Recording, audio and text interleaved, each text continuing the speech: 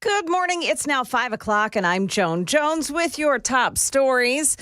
President Trump is back in Washington, D.C. this morning after that big rally in Michigan yesterday to celebrate his 100th day in office.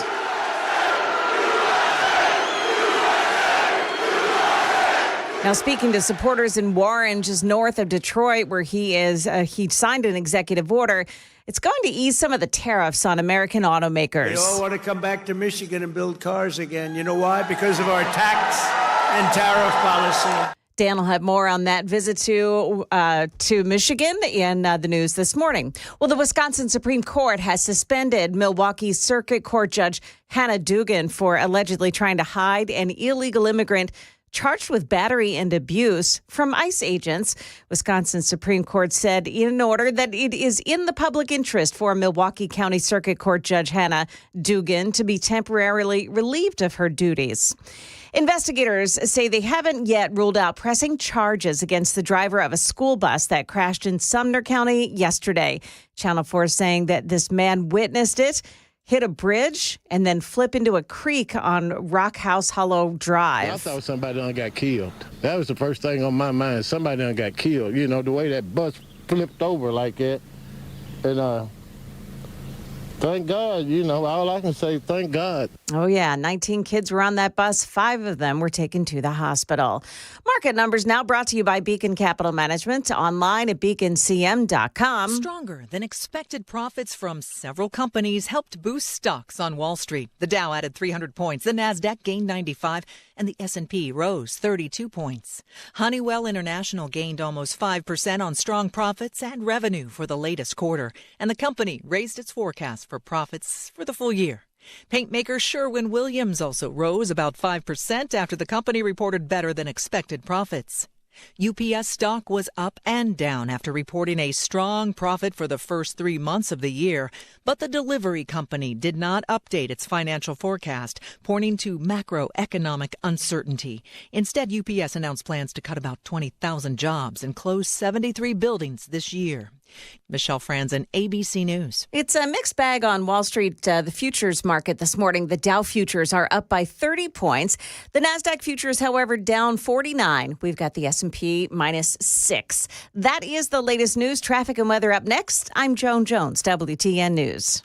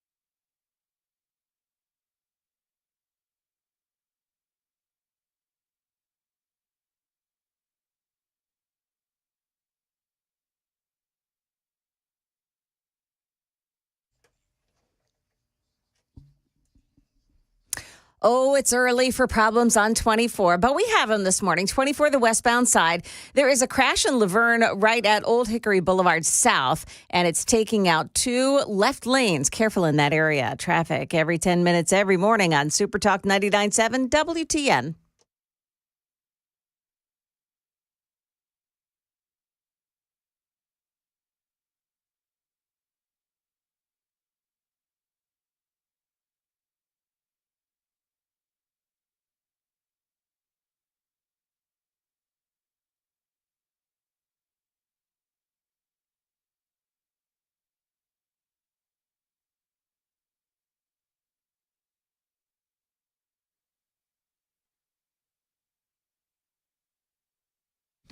.506, Nashville's Morning News on Super Talk 99.7 WTN. And welcome on into your Wednesday. It is April 30th of 2025. Lots going on.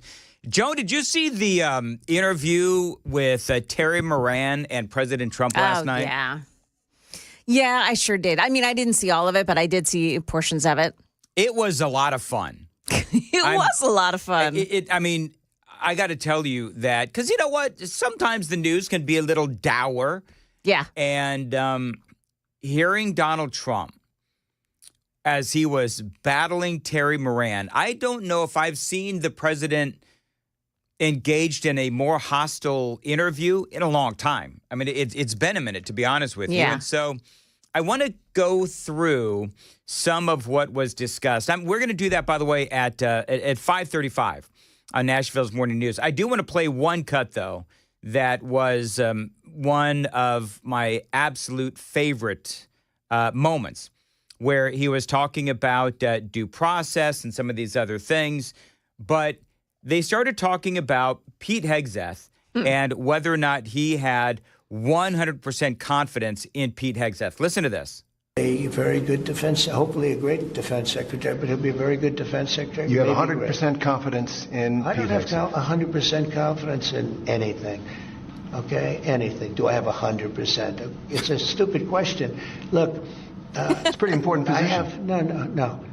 You don't have 100%. Only a liar would say I have 100% confidence. I don't have 100% confidence that we're going to finish this interview. And Terry Moran after that says, "Oh, we will." It was just so combative. It was combative. Yeah. I don't understand why he was so combative. He went in there clearly with an agenda. And there's ways, and we'll get into more of this at 5:35, but there are ways to conduct yourself in an interview where you can be tough and you can ask, serious questions, but you don't have to be such an a-hole. Can I say that? Yeah, you can. Okay. Yeah, that's all right. All right. So, by the way, Joan and folks listening, I have an absolute barn burner of an interview today. Oh, really? Now, we've had a third delay unit installed just for this interview because it might get out of control. Uh-oh. Okay. Coming up at 7:35. Well, let me tell you some of the other interviews I have today. EJ Antoni, 8:05, talking about the latest on tariffs and economic numbers and a whole lot more. Brian Wilson, 7:05. He's a pussycat compared to what's going to happen at 7:35. Oh, my gosh. At 7:35, Joan, Yeah. barn burner of an interview. This could get a little dicey. We're going to have Tennessee's Commissioner of Economic and Community Development on, Stuart McWhorter. Well, gosh. I mean, I got to tell you, that's going to, in all seriousness, I'm actually really looking forward to this. Do you know why? Because just canceled. He's got opinions on how Donald Trump's tariffs will impact the state of Tennessee. So we're going to talk about that. We're going to talk about economic development in the state of Tennessee. And again, he does have opinions on bringing jobs not only back to America, but also to the state of Tennessee. And I'm also going to ask him about foreign investment, including China. So, I'm looking forward to it. I think it's going to be a really good interview. I can't wait. So we got that third delay unit installed, Right. just in case things get a little out of control. And he's got a potty mouth. You never know with a guy named Stuart McWhorter. Right. I'm just kidding. I'm in all honesty, I'm looking forward to this because, I sometimes hard to get the governor on, but getting people from his administration on is the next best thing. Yeah. And I'm really looking forward to his opinion on the tariffs and how they will specifically impact the state of Tennessee. So all that and a whole lot more here on Nashville's Morning News. I loved Donald Trump and his speech last night in Michigan. It was a lot of fun. He spoke about his relationship with Elon Musk. You know, they all say, "Oh well, Trump is maybe he's under the thumb of Elon." Do you think Elon was happy about ending the all-electric mandate? I don't think he was still happy, but he's a great guy. You know, honestly, never said a thing. He says, "Let me just compete fairly." By the way, it's not fair what they've done to him too. That is a disgrace. Yep. That is a disgrace. But he's a great guy, and he's really helped us. And, you know, they've saved $150 billion on waste, fraud, and abuse, DOGE. So we want to thank him. He's an incredible guy. You know, one of the things, and Trump is absolutely right, the way that they treated Elon, it's interesting, the headline on Fox News, which is on this morning, Dem resistance on display as GOP works on budget. We know that the Democrats, they are all about resistance, and they don't really know what to do with themselves. And to be perfectly candid and honest, I could spend an entire radio broadcast 4 hours a day talking about the dummy Democrats and their stupid resistance. I could do that. But to be honest with you, there's a lot of really important things that Donald Trump is doing, and I don't want to spend too much time on, and I'm going to air quote this, the resistance, because quite frankly, at this point, it is such an easy putt. Now, Donald Trump, he is right about Elon Musk and the way that they treated Elon. One of the questions that Terry Moran from ABC News asked Donald Trump is, did DOGE go, too fast? What did he ask? Go ahead. Too far, too fast? Yes, that was it. Did DOGE go too far, too fast? And so I'm going to play Trump's answer here in a little bit. But I decided that would be a great poll question because there's a lot of folks out there that do believe that DOGE, even if you're conservative, that DOGE went too far and too fast. So that is our official Daily Dan poll question. Watch us on YouTube. Like and subscribe if you would. Also on Facebook, X, 997WTN.com. Daily poll question is, did Elon Musk and DOGE go too far, too fast? And 12 minutes into the broadcast, what are people saying? KGB. 80% say no. 80% say no. Okay.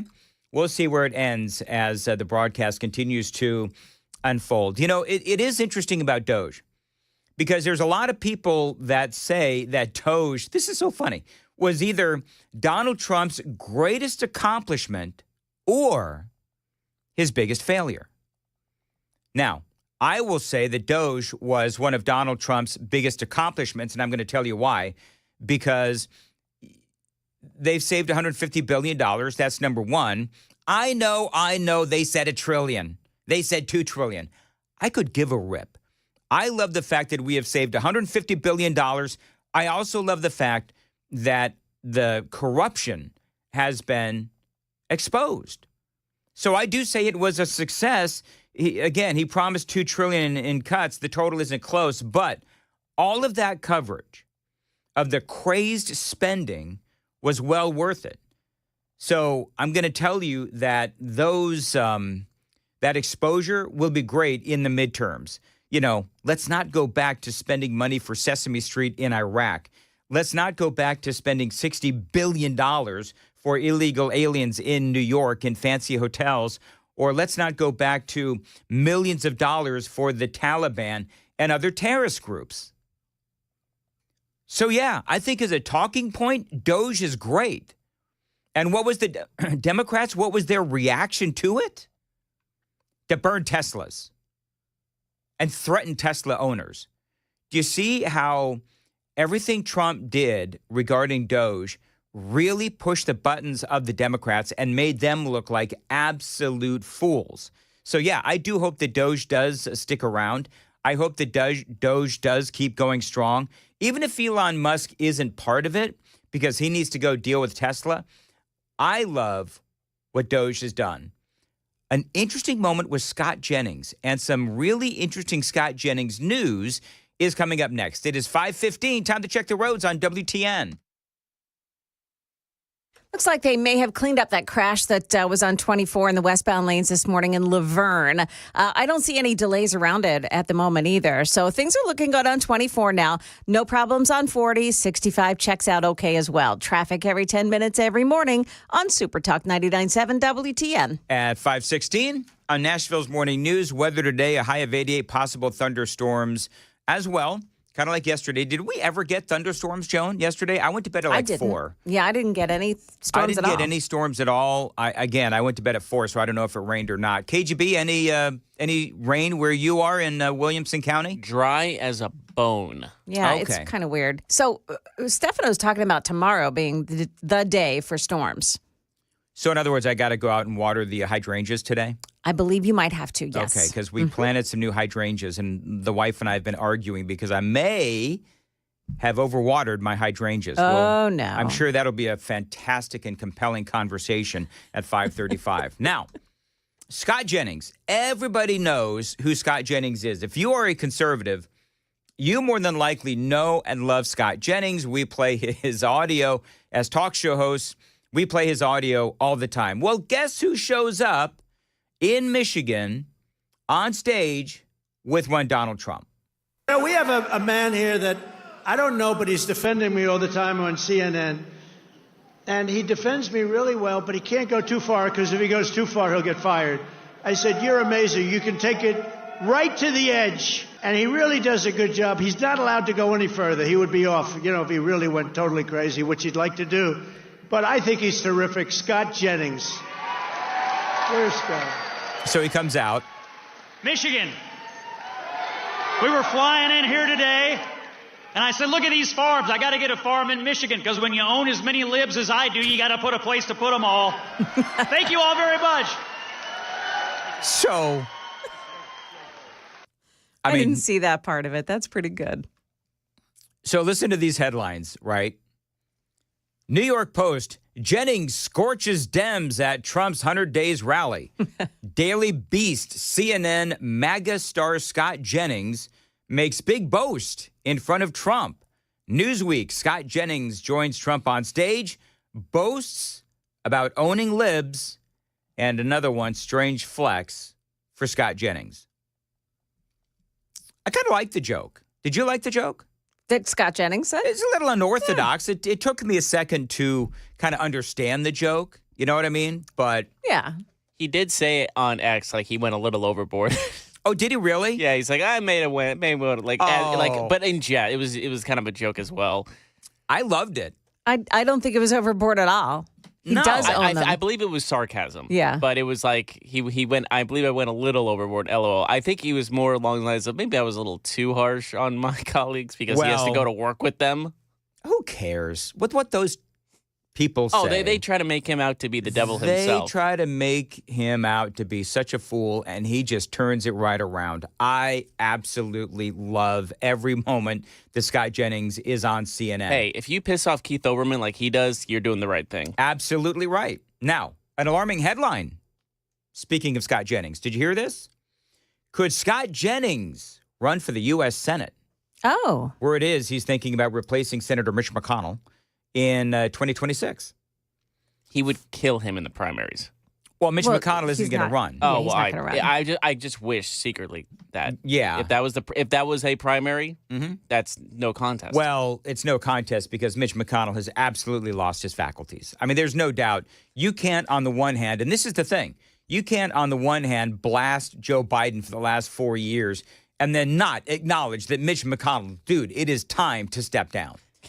There's just too much of this is happening. I mean, it happens all the time.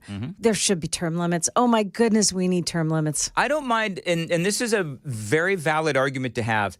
I don't believe that we need term limits. I think that we need, when somebody like Dianne Feinstein, who was clearly out of it. Yes. The Democrat Party needs to step in. Somebody needs to be removed. So I don't know if there's some sort of a cognitive test that politicians need to take. Maybe not. Hey, how about the work House in your member? 90s? How about the House member who was in an Alzheimer's facility. Yes. You know, I forget who that was. Was that? I can't remember. I can't remember if that was a Democrat or Republican. I mean, I thought it was horrifying. That was a horrifying yet hysterical story because it's like it really pointed to the ridiculousness. Yes, look that up. It pointed to the ridiculousness of where we are these days as, political parties allowing people who clearly are beyond, where they are cognitively, they need to step aside. And the political parties, Republicans or Democrats, allow these things to continue. I mean, there does need to be some sort of a solution to a Dianne Feinstein or a Mitch McConnell or who was it, Joan? Have you Kay looked it up? Granger. She's a Republican congresswoman living in Texas. In December, they found that she had not voted on a House floor vote in 6 months. How the hell does that happen? I don't know. Like, how does that happen? I mean, and they found, that she was living in an assisted living facility. That is a Mike Johnson failure. That is a Speaker Mike Johnson failure.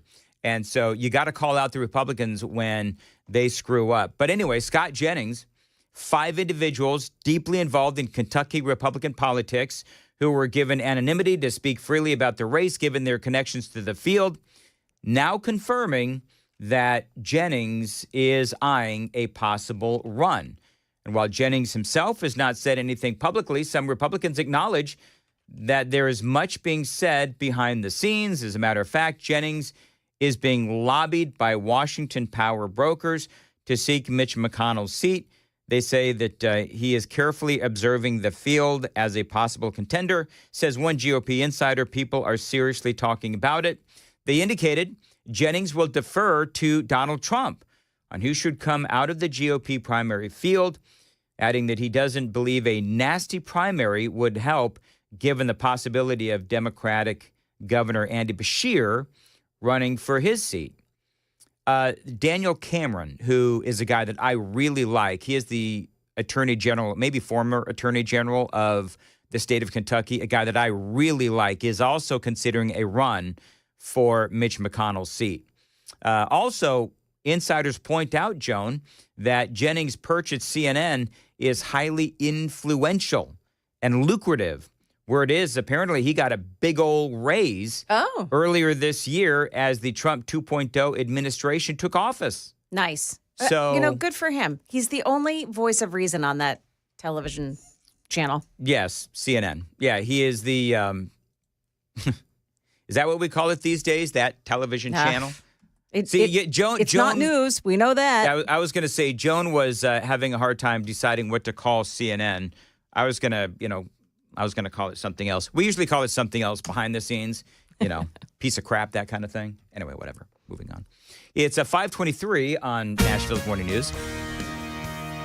Has DOGE gone too far, too fast? The Daily Damn poll. Watch us on YouTube. What are the numbers now? Is it still about 80-20, yes or no? It's risen 88 to 88% now. 88% say no. It has not gone too far, too fast.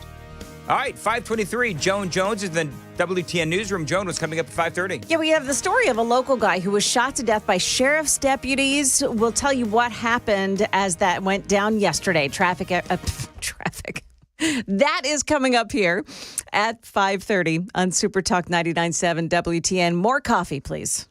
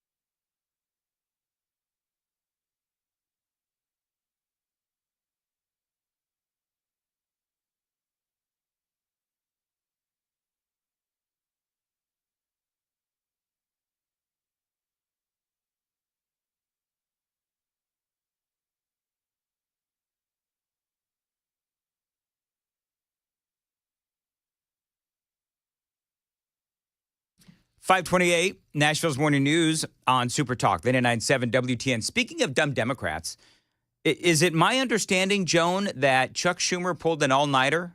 Oh, no. Kind of like Hakeem Jeffries? No. Yeah, apparently he did. And that, since Joan didn't know about it, I didn't know about it until I just saw it on the interwebs. But he's a terrible, terrible 100 days for anyone who depends Is that him on talking Medicaid. right now? No, this is, I don't know if he's still going now, Tens of but millions of people in America. Apparently this is. And there's also chaos in so many other places. He's just fumbling Every papers single around. day, Donald Trump's administration lurches from one crisis to the next. Oh. For all their talk. I mean, I don't know how long he went. I don't know anything else other than Chuck Schumer pulled apparently an all-nighter. Hardly meritocratic. And that's every day we see a new decision, a new reversal, a new course correction. So there you go. Oh, so this was on Fox News 8 hours ago. Good job, Chuck. Way to go, Chuck. Yeah. You know what? I bet you AOC could have done a heck of a lot better job than. I'm negotiating with countries. Oh, no, maybe I'm not. Whatever, man. All right, it's 5:30, Nashville's Morning News on Super Talk 99.7 WTN.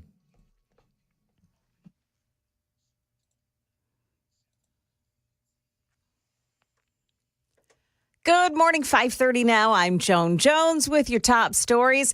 A Mount Juliet man was shot to death after a domestic-related incident yesterday. Now, sheriff's deputies responded to a call at a home on Bender's Ferry Road. They found that a man had barricaded himself inside the home there. Those deputies say the man emerged from the home at one point and fired a handgun at police. They responded, striking and killing that man. TBI is investigating. One of the two men found shot to death along a trail at Percy Priest Lake has now been identified. 19-year-old Amir Landon Wilkerson of Alabaster, Alabama, was identified through a wallet that was found on his body. The other man's identity is still a mystery. Both men were of Hispanic descent. Metro Police say they're working to see whether the two men had gang ties. A 35-year-old man has been arrested after yet another Tesla dealership was vandalized in Mesa, Arizona, the latest in a string of attacks. This man owns another Tesla dealership nearby. I saw the burned out Tesla. I'm like, well, there you go again. Another dealership that gets attacked, and it's crazy. It's kind of sad that people are doing this. Yeah, in this case, the suspect allegedly set fire to a Tesla truck and then graffitied the building. That happened on Monday. Starbucks is reporting disappointing earnings for the last quarter, saying sales fell for the fifth straight quarter. But the coffee giant said its turnaround strategy is showing early signs of success. Now, Starbucks stock rose after that report yesterday, and it did help to lift stocks higher yesterday. But this morning, it's a mixed bag. We've got Dow futures up 23. The NASDAQ futures, though, are down 58, and the S&P futures are slipping by 9 points. That's the latest news. We've got traffic and weather next. I'm Joan Jones, WTN News.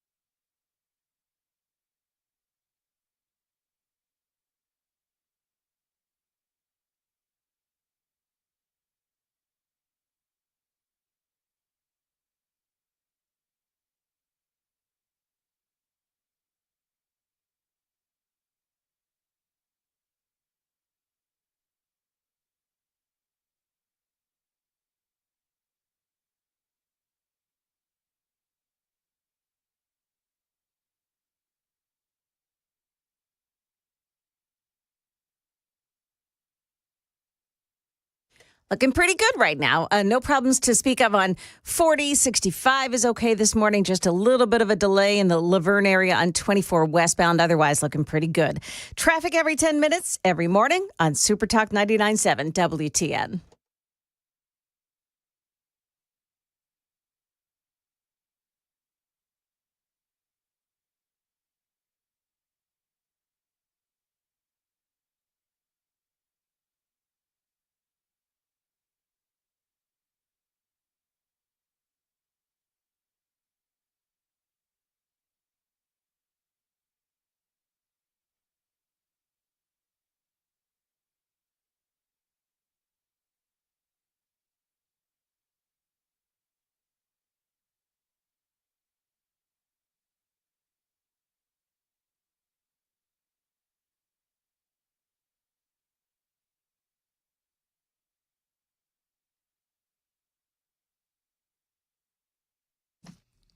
$5:36.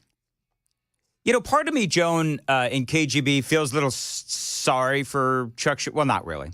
Come on. But I'm going to tell you that apparently he was up all night speaking, and this was one of the things that Chuck Schumer said. I haven't seen people so aroused in a very, very long time. That was apparently one of the things that he said. I'm just kidding. Apparently, Schumer, I'm not seeing any media buzz at all about whatever overnight thing that Chuck Schumer did, where he, I guess, got up in front of the Senate, kind of like Hakeem Jeffries did in the House. Yeah, doesn't he know Hakeem Jeff? It wasn't Hakeem Jeffries. No, who was it? Was it Booker? It was Cory Booker. Cory Booker. Doesn't he know Cory Booker is like half his age or less? Yeah. Well, no. I don't know how much Chuck Schumer knows. They have the same thing in common. They say they spent hours saying nothing. I guess, I'm not even seeing any headlines, and perhaps I'm just not very good at, Googling or whatever. But I don't see a lot of media talking about how Chuck Schumer had an all-nighter. And he certainly didn't see anybody aroused. What? Anyway, so... let that sink in for a second. Moving right along. Run, Joan, run! I tried. Anyway, by the way, you want to listen to a really funny comment? Speaking of Hakeem Jeffries. So this is Hakeem Jeffries. Apparently now, I don't know if this is something that Chuck Schumer talked about last night, but this is new from Hakeem Jeffries. This was last night. Listen to this. Donald Trump spent the last year and a half questioning the cognitive ability of President Joe Biden, notwithstanding many of the legislative accomplishments that Donald Trump could only wish he got over the finish line. And so I think it's fair that a lot of Americans across the country that I run into are questioning whether Donald Trump is actually fit at this point to be able to carry out the duties of the United States of America. This is their play, that Donald Trump is not fit to lead the United States of America. In terms of being the president and the commander in chief. Then again, we know that this is someone who has spent a lifetime lying in every aspect of his life, and he lies seamlessly. Do you think anybody's taken these guys seriously at this point? With all of the lies that their party told, they have no credibility. That's number one. And number two, please tell us, Hakeem, what lies has Donald Trump told? This is a man who spends hours and hours and hours and hours being grilled by the media, including, of all places, the Atlantic. So we're going to talk about that. But I don't know, Joan, that just seemed like a bit of a strange flex to me. Oh, yeah. All right. Let's see here. What else do we have? Oh, I wanted to address something with one of the, not a super texter, but somebody there on YouTube who is watching the YouTube channel. And she's apparently angry with the host. I'm not entirely certain why, but apparently I've not been answering her questions. I don't know. You know what? I can never do anything right. So KGB, she has some questions. Her name is it JT or something like that? Yes. On the YouTube chat. First name J, last name T. Okay. So, and she's angry with me because I have not answered some very specific questions that she has about whatever it is. And so she was talking about, how I wasn't answering the questions that she had. So I don't know if she's mad at me and not listening or whatever. But what were the questions? Let's just go ahead and do this. Her main ones from I had to go back a little bit, couple of days. Again, her main one was like today's question, plural. Do you know if Garcia had to admit he was a gang member did that put him? The grammar is not the best, I have to admit. So it's hard to really read. But do you know if Garcia had? I'm going to read it verbatim. Okay. Do you know if Garcia had to admit he was a gang to claim a rival gang could endanger him in El Salvador? Okay, well, I will interpret that as, did he ever admit that he was a gang member? And that answer is, of course, no. But we have some news on that, but keep going. So that's question number 1 answered. Yes, and then there was another one that was also important. And again, I'm going to read this verbatim. Mm-hmm. What is being done to get these cells of military-aged men from China out who are here illegally? Trump's working on it. That's all I can say. Trump's working on it. That's a little more challenging considering China. Yeah. It is. It is. And Trump and Kristi Noem and all those folks, they got to figure out these fighting age males from China. Why are they here? What are they doing here? And, you got to keep an eye on them, obviously. So they're working on all that because they did. They came over the border. I don't know if these are some of these folks that just disappeared in our country. You know how that happens where they disappear? Yep. And that is what happens. By the way, there is some news. Joan sent this to me, as a matter of fact, where it looks like the New York Post is reporting they have now obtained court documents from 2018 showing Kilmar Abrego Garcia was being accused of being a gang member by his wife's ex and the father of 2 of her children, apparently. He was mad during their divorce that she was dating a gang member and wanted custody of his children because of it. He lost, ultimately. Wow. Yeah. Okay. So the ex is claiming that dude, Garcia, was a gang member. Okay. Yep. Well, I mean, what gave it away? Was it the tattoos? I was going to say, was it the tattoos? That she continues to keep hiding in her Instagram posts? Have you seen that also? Yeah, we talked about that. Yeah. She put little, what was it, Joan, heart emojis over the tattoos. In a very specific place every time. We talked about that because to me that actually, because there's this big debate. That actually came up yesterday, last night during this interview that Donald Trump was having with Terry Moran from ABC News. And you may have mispronounced the Moran. Oh, is it Moran? I'm sorry. Right. I was just going by his behavior. Yeah. So anyway, they were talking about his tattoos. There is this argument. It goes on for a while. And so let's just play it, and then we'll circle back on the tattoos. He wasn't a member of a gang. And then they looked, and on his knuckles, he had MS-13. There's a dispute Wait a minute. He had MS-13 on his knuckles tattooed. He had some tattoos that are interpreted that way. But let's move on. Wait a minute. Hey, Terry. He did not have the letter MS-13. It says MS-13. That was Photoshopped. So let me That was Photoshopped. Terry, you can't do that. Hey, they're giving you the big break of a lifetime. You know, you're doing the interview. I picked you because, frankly, I never heard of you, but that's okay. I picked you, Terry. But you're not being very nice. He had MS-13 tattooed. We'll agree to disagree. I want to move on to something else. Terry, do you want me to show you the picture? I saw the picture. We'll and you think it was Photoshop? Well, here we go. Don't Photoshop it. Go look at his hand. He had MS-13. He did have tattoos that can be interpreted that way. I'm not an expert on them. I want to turn to Ukraine, sir. Terry, I want to get to Ukraine. No. He had MS as clear as you can be, not interpreted. This is why people no longer believe the news, because when it's he was fake photographed news. in El Salvador, they aren't there.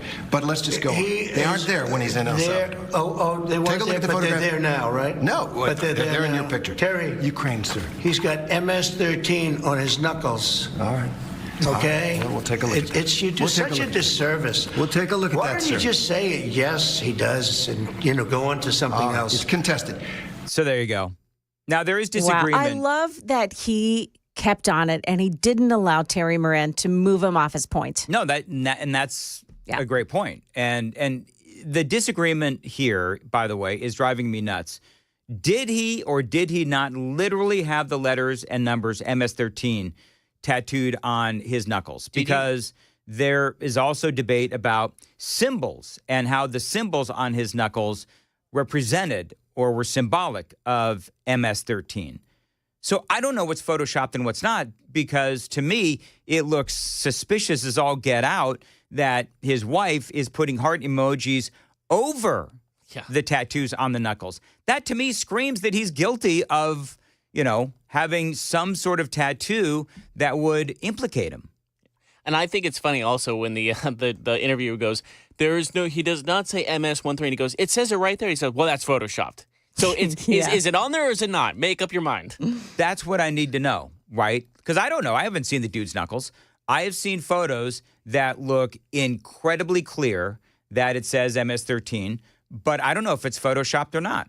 And isn't that part of the problem with, number one, photoshopping, and number two, with artificial intelligence, is you can make anything look real as all get out. Now, all that to say, regardless of what is on the dude's knuckles, I believe that he is an MS-13 gang member for a number of other different reasons. And even if he's not an official MS-13 gang member, the dude was trafficking 8 other foreign-speaking men, foreigners, in that car that was owned by a convicted human trafficker. That's number one.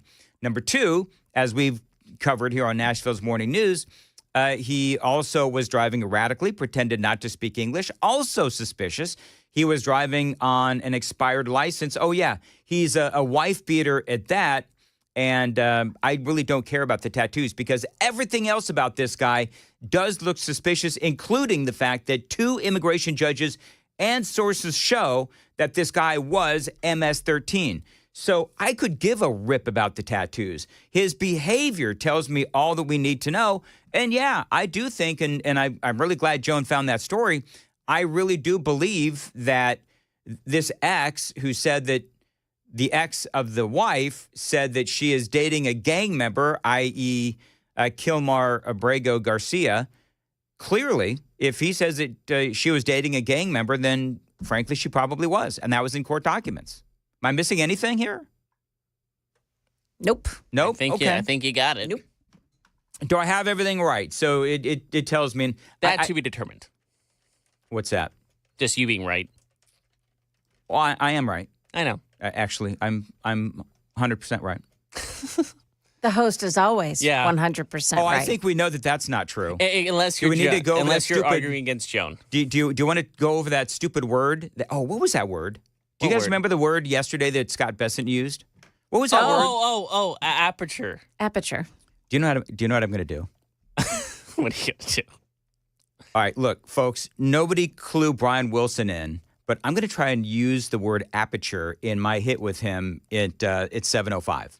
Oh. I'm going to see if Brian picks up the fact that I'm using throw him off? A big fancy word. You have to use it right, though, because Brian will know. He's a smart guy. I know Brian's smart. I'm sure he uses or he knows the word aperture. But I just want to see if I can sneak it in there and see if he just acknowledges that I used one of his big fancy Washington words. In our defense from yesterday, it did sound like he said adverture, not app. It looked like it was AD instead of AP. That's what threw us off. Do you know what I thought was an interesting question last night? With this Terry Moran, whatever. Yeah. Same thing. Yeah. Is that there's a question asked of Caroline Leavitt, and why did the president agree to sit down with not only ABC News, which for a lot of folks, public enemy number 1, but there's a lot of those, and Jeffrey Goldberg from The Atlantic. I know. He enjoys doing this. He enjoys getting out there and sparring with these people. Yep. Because they have to print what he says. Mm-hmm. Yep. Or they have to just. I agree with you, Joan. I really like how President Trump did not allow him to sort of move on with the whole tattoo thing. Yeah. And again, I don't know about the tattoos on the knuckles. People I trust say that those were real tattoos. Other people say they're not. I don't need the tattoos to prove that old Kilmar there is an MS-13 gang member. Here's what Caroline Leavitt said about why Donald Trump likes to sit down with the likes of ABC News and The Atlantic. Because the president is unafraid, and he is inspired by competition, and he likes to talk to people face to face. And I think that's one of his best attributes and qualities. We live in an incredibly divisive country, unfortunately, that has been really the result and consequence, frankly, of the fake news and the hoaxes and lies they have driven at this president for the better part of the last decade now. But the fact that we still have a president who has been a victim of these hoaxes, these lies, these smears by so many legacy media outlets and reporters, yet he's still willing to sit down with them, look them in the eye, look them face to face, and take them to task and share the truth with them and his perspective, I think is what the American people deserve in a president. And it's certainly a stark contrast to what we had in the previous administration, a president who was hiding, who actually used this beautiful South Court auditorium, which we're happy to be in today, but he used this like it was a fake Oval Office, weirdly, oddly. He was missing in action. He called lids at 2 o'clock in the afternoon. For those who don't know, a lid is when we tell the press to go home for the night. And he was doing that midday. That is not acceptable around here. I will tell you, we're working very early through the very late hours of the night. And the president's willing to talk to anyone, not just journalists who have really been posing as journalists but are actually left-wing activists, but also if you look at our adversaries and our competition abroad on a foreign policy scale, you know well. Yeah, she's right. I mean, she is right. And she just kept on going and kept on going. By the way, I love this. The White House has listed the most egregious hoaxes perpetrated by the media in the first 100 days of Donald Trump's second term. The administration releasing that on Tuesday, yesterday. We'll go over some of these coming up because some of these, I'm going to be honest with you, I had actually forgotten. So we'll talk about that and a whole lot more straight ahead. Super Talk 99.7 WTN. By the way, the Super Text line is open, 615-737-9986, 615-737-WWTN. Joan Jones, by the way, Joan. Yeah. It was obvious you weren't listening to me earlier in this segment. When I played tried the to cover Hakeem, it up. you covered it up as well as my wife did. I told KGB, should we pull the audio where I threw it to Joan and there's like a 2-second pause in which she is obviously thinking, oh, crap, I wasn't listening. What do I say? Yep. That's the defense. And what did she say? Yep. But whatever happens, just agree with the host. Everyone has done that in their life. Not listening, someone asks them, they just go, yep. Mm-hmm. Sure thing. You got it. You got to be guilty of that also, Mr. Mandis. Yep. I knew that was coming. Well done. All right, it is 5:53 on WTN, and Joan Jones has been busy preparing her next newscast at 6 o'clock. Joan. I sure have. Well, the dust-up between President Trump and Jeff Bezos over Amazon and where that stands now. Also, a text message that you should definitely ignore. Those stories and more coming up at 6 o'clock on Super Talk 99.7 WTN.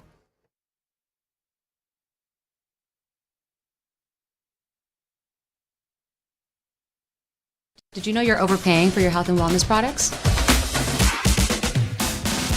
With over 20 company-owned brands offering its members vitamins, supplements, wellness, and skincare products, you're able to save up to 70% off retail. Members Nutrition can't change your life, but we can change the way you live.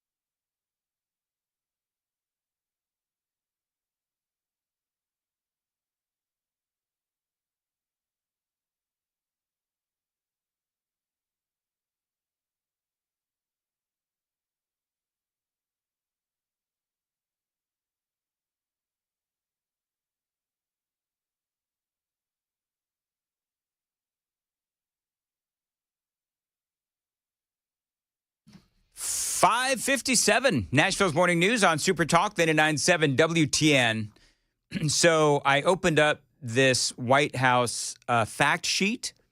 100 days of hoaxes cutting through the fake news. And I didn't realize there are dozens of these hoaxes. I mean, this is incredible. So what I'm going to do, I'm going to go through some of these because there's an abundance. They say that, and this is again from the White House. I'm going to go ahead and tweet this out. Follow me on X at Dan Mandis Show. Hoax, fake news. CNN attempted to fact check President Trump's claim that the Biden administration spent millions on making mice transgender. Fact. After their so-called fact check was thoroughly debunked, CNN was forced to update it in disgrace and admit the claim was, in fact, true. Hoax. The fake news claimed the Department of Defense removed General Colin Powell's name from a list of notable Americans buried at Arlington Cemetery. Fact. No service members' names were removed from that section, and General Powell's name remains among those listed.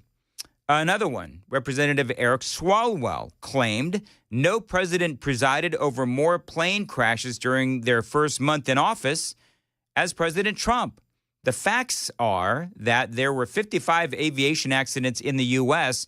between Biden's inauguration on January 21st of 2021 and February 17th of 2021, compared to 35 during the same period for Donald Trump, according to Fox News. I mean, folks, this just, it goes on and on and on. So I will, again, the White House putting out all of these various hoaxes, 100 days of hoaxes cutting through the fake news.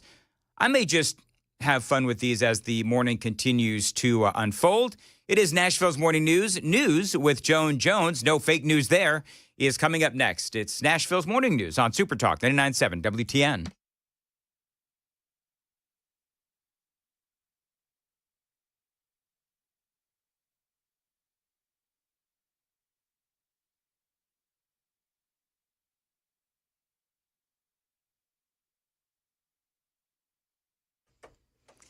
Good morning, 6 o'clock now. I'm Joan Jones with your top stories. We've got mostly cloudy skies right now at 67 degrees and a chance of thunderstorms later today and tomorrow. Stick around. We'll have Stefano's forecast coming up right after the news. At President Trump's first 100 days rally in Michigan yesterday, he railed against the district judges and the federal judges who continually rule against his agenda. Judges are trying to take away the power given to the president to keep our country safe, and it's not a good thing. But I hope for the sake of our country that the Supreme Court is going to save this, because we have to do something. He also talked about Amazon, which changed course on a plan to display tariff costs next to the prices of products being sold on its Amazon Haul site. Well, ABC News correspondent Rachel Scott in Warren, Michigan, says that President Trump called founder Jeff Bezos about the news before going to Michigan for a rally. Before departing for Michigan, the president saying that Bezos made the right call and solved this problem very quickly. The president on stage here in Michigan announcing a little relief for automakers. The White House says that those 25% tariffs on all cars made outside of the United States will still remain in effect, but automakers will not pay anything additional for any steel and aluminum tariffs. Now, in local news, 3 juveniles have been charged in a series of armed carjackings in South Nashville. These teens are 15 and 16 years old, and in one case, they reportedly used a stolen Toyota Tacoma truck to ram it into the back of an Infiniti Q70. News 2 says that they pointed a gun at the driver and stole her car, too. Metro Police started tracking those teens on Hamilton Church Road and deployed spike strips. Their car was found abandoned near Tusculum Road in Park Court after it had been set on fire. Yeah, Metro Police used helicopters and K-9 officers to find the teens because they had run into the woods to hide. All 3 have been charged in juvenile court. One of them was charged with carjacking in 2023 when he was 14 years old. Got a warning here about a new text message scam, and this one's closer to home. This one involves text messages from what appear to be the Safe Tennessee app. And the messages claim that you owe overdue toll fees. Well, the messages threaten to revoke driving privileges if you don't pay up. And they contain links that direct you to fake websites that appear to be official Tennessee Department of Safety and Homeland Security. Don't fall for this. Officials say that it would never send out a text message regarding tolls, payments, or license suspensions. Click the report junk option that's found on messaging apps right below those messages and delete them. Market Numbers Report now brought to you by Beacon Capital Management online at beaconcm.com. Good day on Wall Street yesterday. The futures are mixed. The Dow futures are up 33 right now. NASDAQ futures down 80, and the S&P futures are down 13 points. That's the latest news. Traffic and weather next. I'm Joan Jones, WTN News.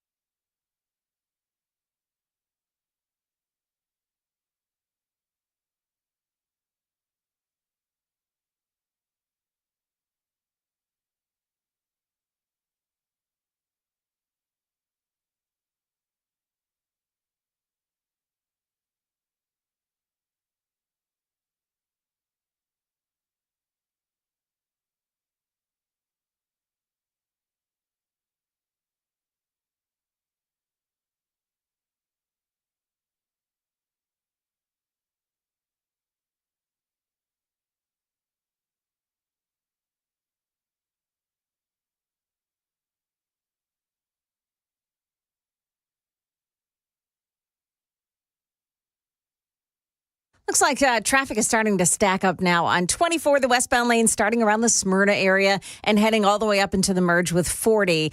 Goodlettsville area, maybe some delays on 65 as you're heading down. Looks like things are doing well, though, on 40. Traffic every 10 minutes every morning on Super Talk 99.7 WTN.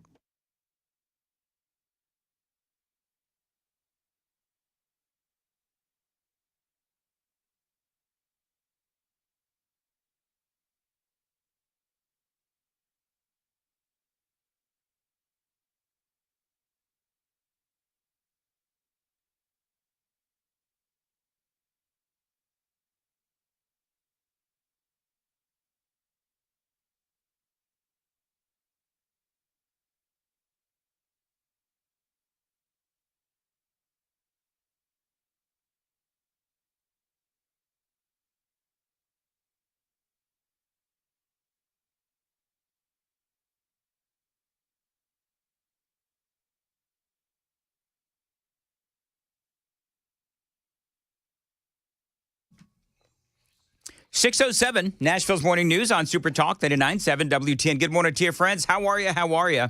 So it seems like the notion of Kilmar Abrego Garcia, we were talking about this in the previous hour, where there is this big debate between Donald Trump and Terry Moran from ABC as to whether or not Kilmar Abrego Garcia actually had MS-13 literally tattooed on his knuckles. And so I said, I have no idea. I hear that he had MS-13 on his knuckles. I also hear that he had, M dollar signs, a pot leaf or whatever it is, and they were symbolic of MS-13. I said, I don't care what the tattoo was on his knuckles, whether he had MS-13 or not. I look at all these other things to tell me that Kilmar Abrego Garcia was a member of MS-13. I didn't realize, is this somehow, Joan, I got to ask you, is this somehow controversial, whether or not he had actually MS-13 tattooed on his knuckles? Like, it seems like there's this big, like I'm on the super text line and people are just like gnashing at the teeth, talking about whether or not he had MS-13. One guy called me an idiot. Another guy says that I've jumped the shark because I'm not calling out Donald Trump. I don't understand. What? Like, why is this a big deal? I would love to offer an answer, but I don't have that. I think it is a big deal. If you've got MS-13 on your knuckles, you're probably MS-13. Well, but what I'm saying is why, with all of the preponderance of evidence that is out there, whether or not he had MS-13 on his knuckles or not, I agree it's a big deal if he did, but there's so much evidence that this guy was a gang member, an MS-13 gang member. I find it silly that conservatives apparently are arguing with each other. So I think, Joan, what we ought to do, should we go ahead and change the Daily Dan poll and say, do you believe that Kilmar Abrego Garcia actually had MS-13 tattooed on his knuckles? Yeah, I love that. Yeah. I like it too, because there seems to be a lot of arguing going on regarding this. Well, regarding the wording of the question, are we going to say specifically on his knuckles or just on his person? MS-13 on his knuckles, because that's what Trump and Terry Moran, they were arguing about that. You know what, Joan? I keep wanting to call him moron because I started that in the 5, and now it's like in my brain. Well, isn't it spelled M-O-R-A-N? Yeah. I mean, I think. Yeah. I don't know. It's pretty close in all sense. Anyway, so go ahead and change that, because I am curious as to what people think, because I guess this is some sort of an argument within the conservative community. I don't really understand it, by the way. No, this guy's from New Jersey, the one that called you an idiot. Well, he also says that Trump is an idiot, too, so I'm in pretty good company. Yeah. To be perfectly honest. There you go. By the way, we're also very quickly, then I'm going to move on. JT, I had answered a couple of questions regarding JT on the YouTube channel, and we answered them on the air because I thought that they were relative questions. Well, now I don't know if JT's a guy or a girl, but I've upset JT now. Girl. She's a girl. Okay, so JT feels like I was demeaning her in answering the questions. I don't understand why. I wasn't demeaning or annoyed at the questions. I love when people ask me questions. Ask me anything you want. If I can answer them, great. If I can't, then I'll acknowledge that I don't know. She's also upset at me because it's apparently I made her like there was something of like apparently ignorant and stupid is how she described how I described her, but I never said that. I was just reading her questions verbatim. And that's just... Okay, whatever. And there might have been a voice-to-text issue. I'm sure maybe that's the case, but there was no hatred whatsoever. We love you like we love all our listeners, except that one guy from New Jersey. Him I could do without. Totally kidding. That's Joan's call, though. Okay, so I heard Chris Ham pointing this out earlier, too, about the MS-13 on his knuckles. Mm-hmm. He had a marijuana leaf on one knuckle, right? M. He had a smile on the next knuckle, S. Then a number 1. And then on the 4th one, the marijuana, I don't know. Right. Yeah, so anyway. It's kind of... It was symbolic that it's spelled out MS-13. Right. And that's how I reported it. I mean, that's why I don't care about this story. I reported that months ago or weeks ago, whenever it was. And I kind of dropped out of the story because that part of the story, because there's so much other evidence. I don't need MS-13 literally on the dude's knuckles to prove that he is an MS-13 gang member. I don't need that part of the story. Why Terry Moran, in that interview yesterday last night with Donald Trump, fought to the death with the president on that. And if I was President Trump, I would have said, Terry, we'll agree to disagree. Let's talk about all of the other evidence that this gang member, we have that he is a gang member. Let's talk about all of the other evidence. My opinion on whether Kilmar Abrego Garcia is a gang member does not hinge on his damn knuckles. It's everything else. That he was caught in a car trafficking 8 other guys who had no luggage and couldn't speak English, and he's trafficking them from Texas to Maryland in a vehicle that was the vehicle owned by a convicted human trafficker. Or the fact that, as we found out this morning, New York Post is reporting that Kilmar Abrego Garcia's ex was concerned because she was dating a gang member who was around his kids. I mean, there's so much evidence here. You have the courts, you have the judges, you have the people involved in MS-13 who apparently, they were contacts inside of the gang that said that he was an MS-13 gang member. I don't know what else people need. Good Lord, man. You're right. There are some angry people on the super text line this morning. I don't understand. Yeah. Whatever. Moving right along. And I'm not sure if I'm more irritated with some of the people on the super text line, not you, JT, or or Terry Moran from ABC News. Yeah. Combination of both. Is it a combination of both? All right, very good. Let's move on. Let's move on because there's a lot of other really great news to talk about. Trump had an absolutely outstanding rally in Michigan, just outside of Detroit. Went to talk about that because he did say a lot of really good things. And I told you he brought up Scott Jennings. That was one. He did also talk about illegal aliens. And I would say one of his biggest achievements, which is deporting all of those illegal aliens. Listen to this. The number of illegal border crossers released into the United States is down, listen to this please, 99.999%. Think of that, 99.999. Yep.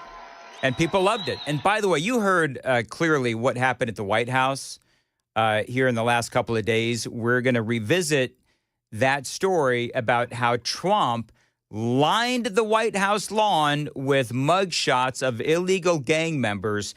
That story and a whole lot more straight ahead. It is 6:15. Time to check the roads on WTN.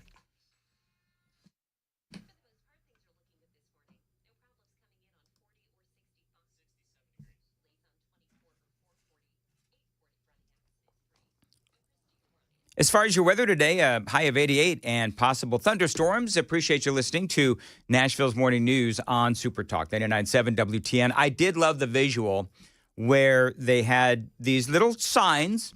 And you know what? These were kind of like election signs, campaign signs. And they had all of these pictures, all of these mugshots, and they were lined all across the White House lawn so that when you had reporters doing stand-ups, they had that in the background. It is awesome. So that's number one. Number two, great visual. Number two, we're talking about a couple of major illegal immigration busts yesterday. One was inside a Colorado Springs nightclub. You had 105 that were busted there. Another one in Florida netted 800. 800. That is huge.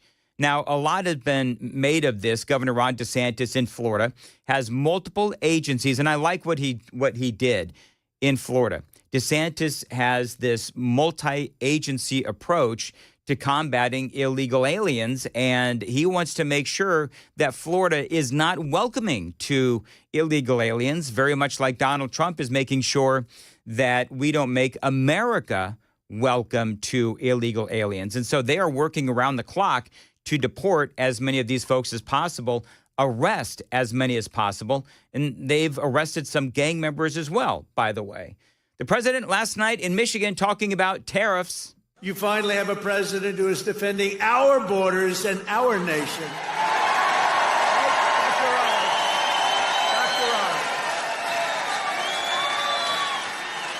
After decades of politicians who destroyed Detroit to build up Beijing, you finally have a champion for workers in the White House, and instead of putting China first, I'm putting Michigan first, and I'm putting America first.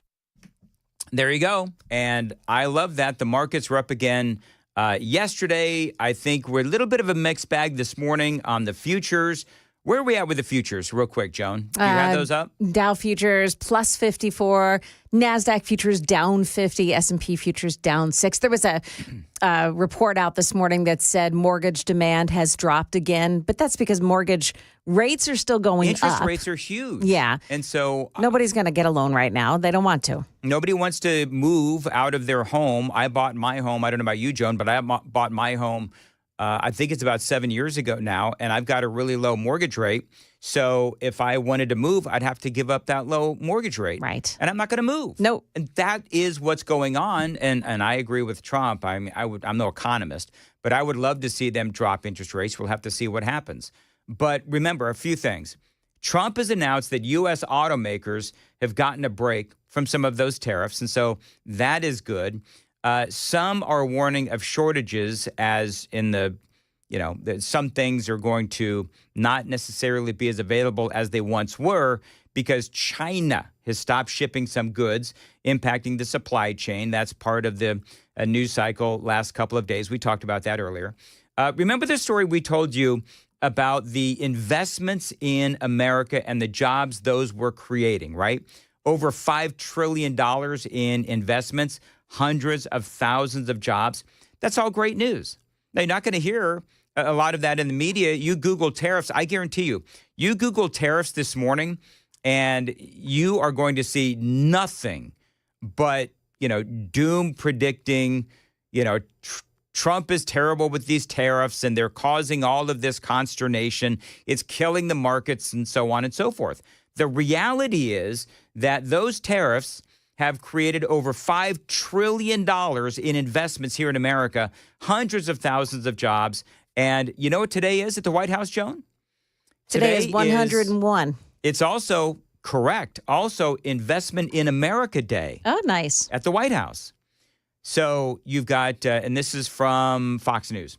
President Trump will host on Wednesday top executives from companies including NVIDIA, Johnson & Johnson, Eli Lilly, GE Aerospace, and SoftBank as he promotes investment in the U.S.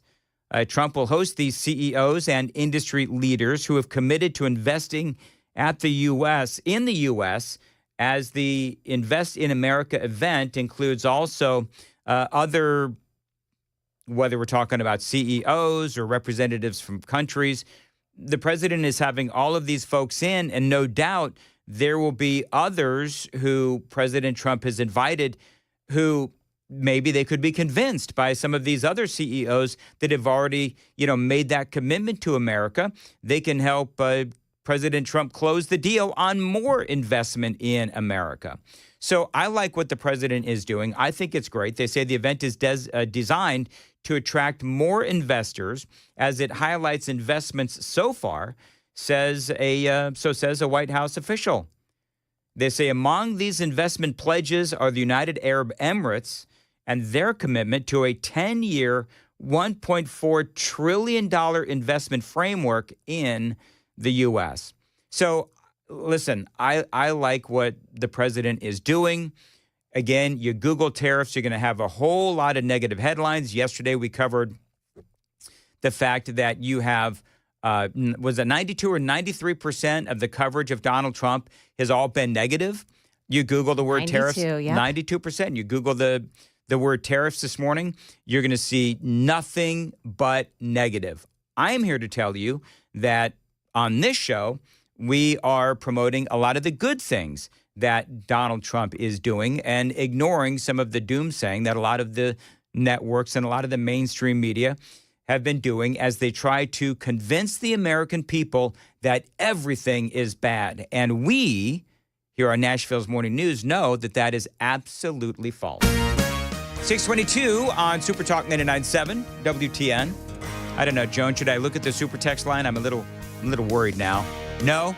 KGB is like, no, man, don't look at the super text line. I think you absolutely should. It's entertaining. I never thought, it's always, Joan, it is always the randomest things that people argue about. Yes, you think you're going to get a lot of response on one thing, but you don't. Yeah. And you know what the funny thing is about the tattoos? is that I didn't even take a stand on it. Right. I didn't even take a stand.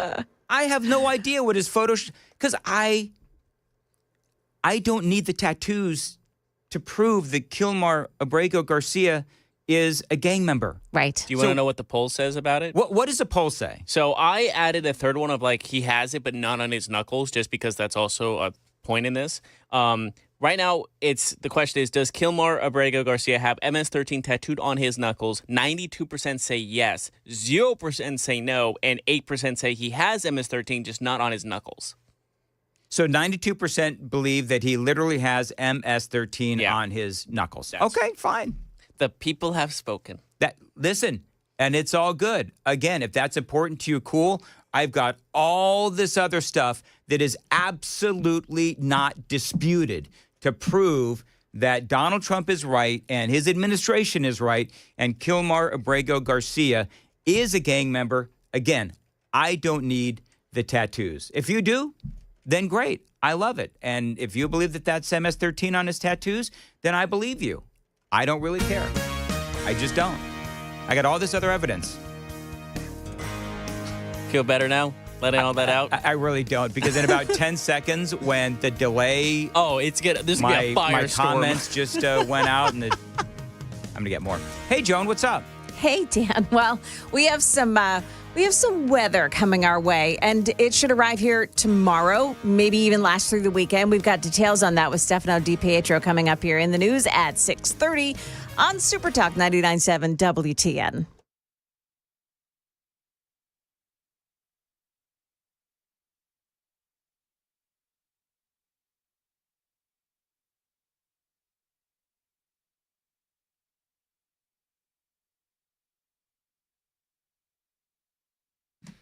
.625, Nashville's Morning News. Dan Mandis here. Listen, friends, if you want a BMW, an Audi, a Mercedes-Benz, maybe a Porsche, any other European car, I've got great news for you. There's a new place to get your vehicle serviced. It's called Renstall, and they're opening next month. Now, I got to tell you, this is a great company, family-owned and operated, and they do offer the best technicians, the latest and greatest diagnostic equipment, and yes, they are dedicated to customer service. And this is a big deal. This is dealer-level service, but family-level care, honest pricing as well, not a corporate mindset, just a family business helping out our neighbors and our friends by delivering honesty, respect, and exceptional service as well. Now, they exclusively work on all European vehicles. And by the way, speaking of customer service, Renstall also proudly offers the Heroes Service Discount. Veterans, active duty military, first responders, and emergency medical personnel get a 10% discount on all repairs. They also offer complimentary shuttle service and free Uber rides, immediate appointments, and a quick turnaround. And right now, you got to get first in line. Right now, Renstall, they are accepting appointments for the month of May. Again, they're coming soon. They're located near downtown, conveniently located across the street from the Academy of Country Music. This is their website, itrustmymechanic.com. Love it. itrustmymechanic.com. Call them. Tell them Dan told you to reach out. 615-777-7100. 615-777-7100 for Renstall.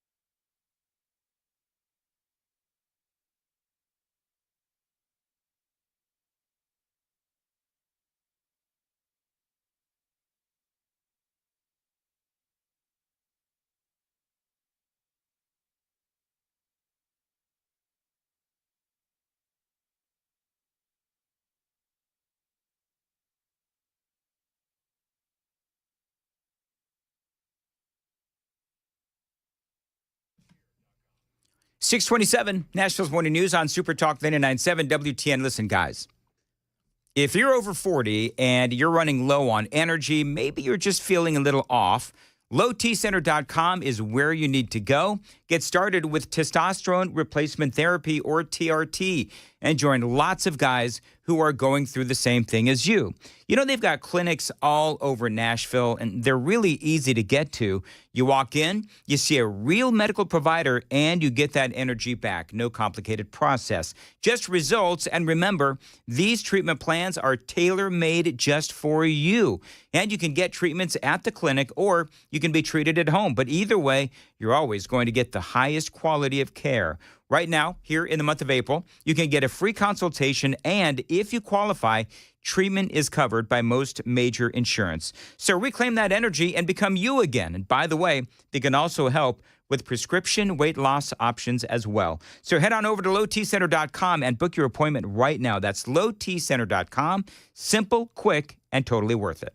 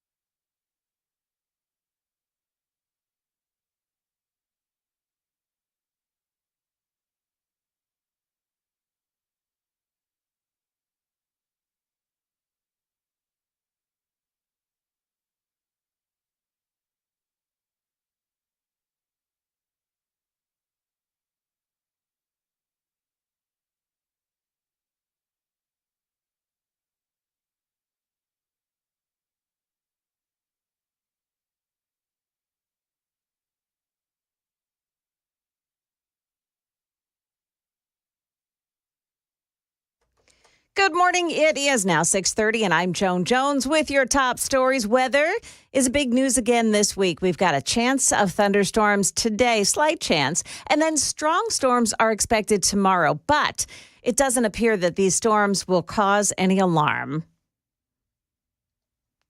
No, there's no tornado threat for us. I mean, there is going to be the threat of some damaging wind gusts and even some hail with any thunderstorm, but I still think that the overall severe threat is going to be hit or miss as we go through our day tomorrow. Channel 4 Stefano DiPietro there. Now, he'll be back right after the news with more details on what we can expect tomorrow. Metro schools need to fill 600 open teacher jobs and other jobs, too, before the next school year begins. They hosted a spring recruitment fair at the National Fairgrounds yesterday in the hopes of finding classroom associates and tutors and bus drivers, along with those teachers. 2 more recruitment fairs are coming up. One is on May 6th, the other on May 20th. At the central office. The new American ambassador to Israel faced questions about the U.S. role in the Middle East yesterday. President Trump's new ambassador here to Israel, Mike Huckabee, was asked if President Trump will recognize Israeli sovereignty over the West Bank. And he said that, right now the president's top priority is getting a ceasefire, getting the hostages home. Remember, there's still 58 hostages, including one American presumed to be alive and 4 bodies. That's ABC's Jordana Miller reporting. Meantime, Harvard University has released a long-awaited internal report that shows intense campus anti-Semitism and a hostile atmosphere toward Jews and Israelis before and after the October 7th invasion. The report has sparked an apology from Harvard's interim president, Alan Garber. It also comes at a time when the Trump administration has frozen more than $2 billion in federal funding. That's the latest news. We've got traffic and weather ahead. I'm Joan Jones, WTN News. Dan Mendes here. You know, history had the gold rush, and then came the oil boom, then the tech boom. But right now, it is the Wi-Fi boom, and the Xfinity Wi-Fi is booming. Hey, it's Dan Mendes. Streaming, booming. Gaming, booming. Video calls, booming. Even when your boss schedules a meeting that definitely could have been an email. And right now, you can get Xfinity Internet and mobile together in one all-in plan. It is the ultimate power couple. Wi-Fi Power Boost from Xfinity Mobile gives you faster, secure Wi-Fi speeds at home and on the go, so your Wi-Fi is booming wherever you are. Now through June 23rd, new customers can get 400 megabit Xfinity Internet with free equipment and unlimited internet data, and get one unlimited 5G mobile line included, all in one plan, all for just $40 a month for a whole year. So whether you're working, watching, or panning for Wi-Fi gold, one thing is for sure: Xfinity Wi-Fi is booming. Find them online. Visit Xfinity.com to learn more. Requires paperless billing and auto pay with stored bank account. Restrictions apply. Taxes, fees extra. Xfinity Mobile requires Xfinity Internet. Reduced speeds after 30 gigabyte of data usage. Data thresholds vary. After 1 year, rate increases to $110 a month. After 2 years, regular rates apply to all services. Up to $143 a month. Actual speeds vary.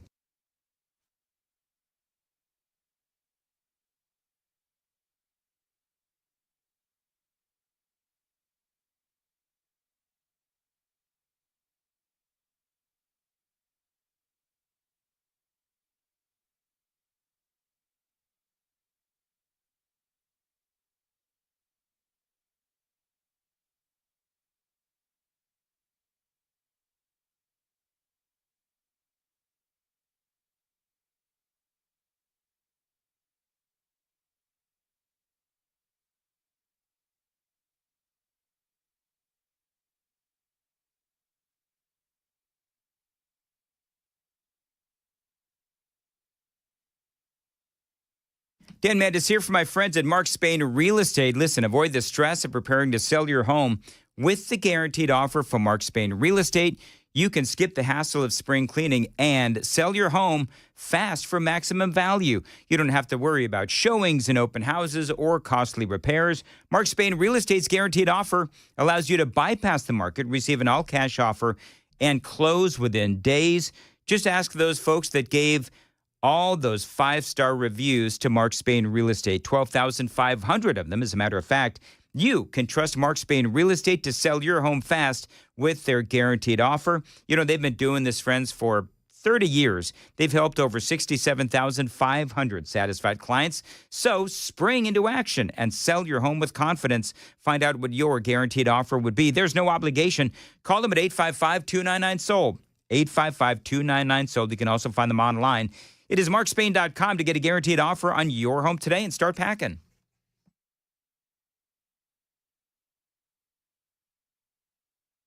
Things are moving this morning, but 24 westbound side right in Antioch past the Blue Hole Road overpass. There's a crash, and it takes out the right shoulder.